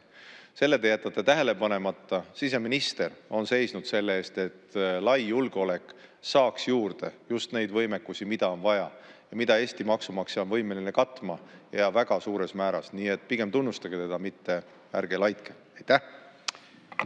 Suur tänu ja siinkohal lõpetame 9. küsimuse käsitlemise. Ühtlasi on läbi saanud ka meie infotunniks ette nähtud aeg. Ma tänan Vabariigi Valitsuse liikmeid ja tänan kõiki Riigikogu liikmeid. Jaanus Karilaid, hästi lühidalt, sest meil on aega täpselt 30 sekundit. Palun, lühike küsimus, Jaanus Karilaid, istungi läbiviimise protseduuri kohta. Tahakski väita, et me võib-olla peaksime kodukorda kuidagi täiustama, et peaminister ei saa käituda nagu diskor, et ta paneb oma lemmikplaadi peale ja siis lämmatab sellega debati ära. Väga palju valeväiteid ei kõlama. Ja see on tegelikult ettepanek ka Riigikogu juhatajale, et me peaksime kodukorda täiustama. Aitäh! Riigikogu esimees püsivalt mõtleb sellele, et kuidas täiustada, aga ka teie Riigikogu liikmetena olete kindlasti avatud selles diskussioonis osalemisele.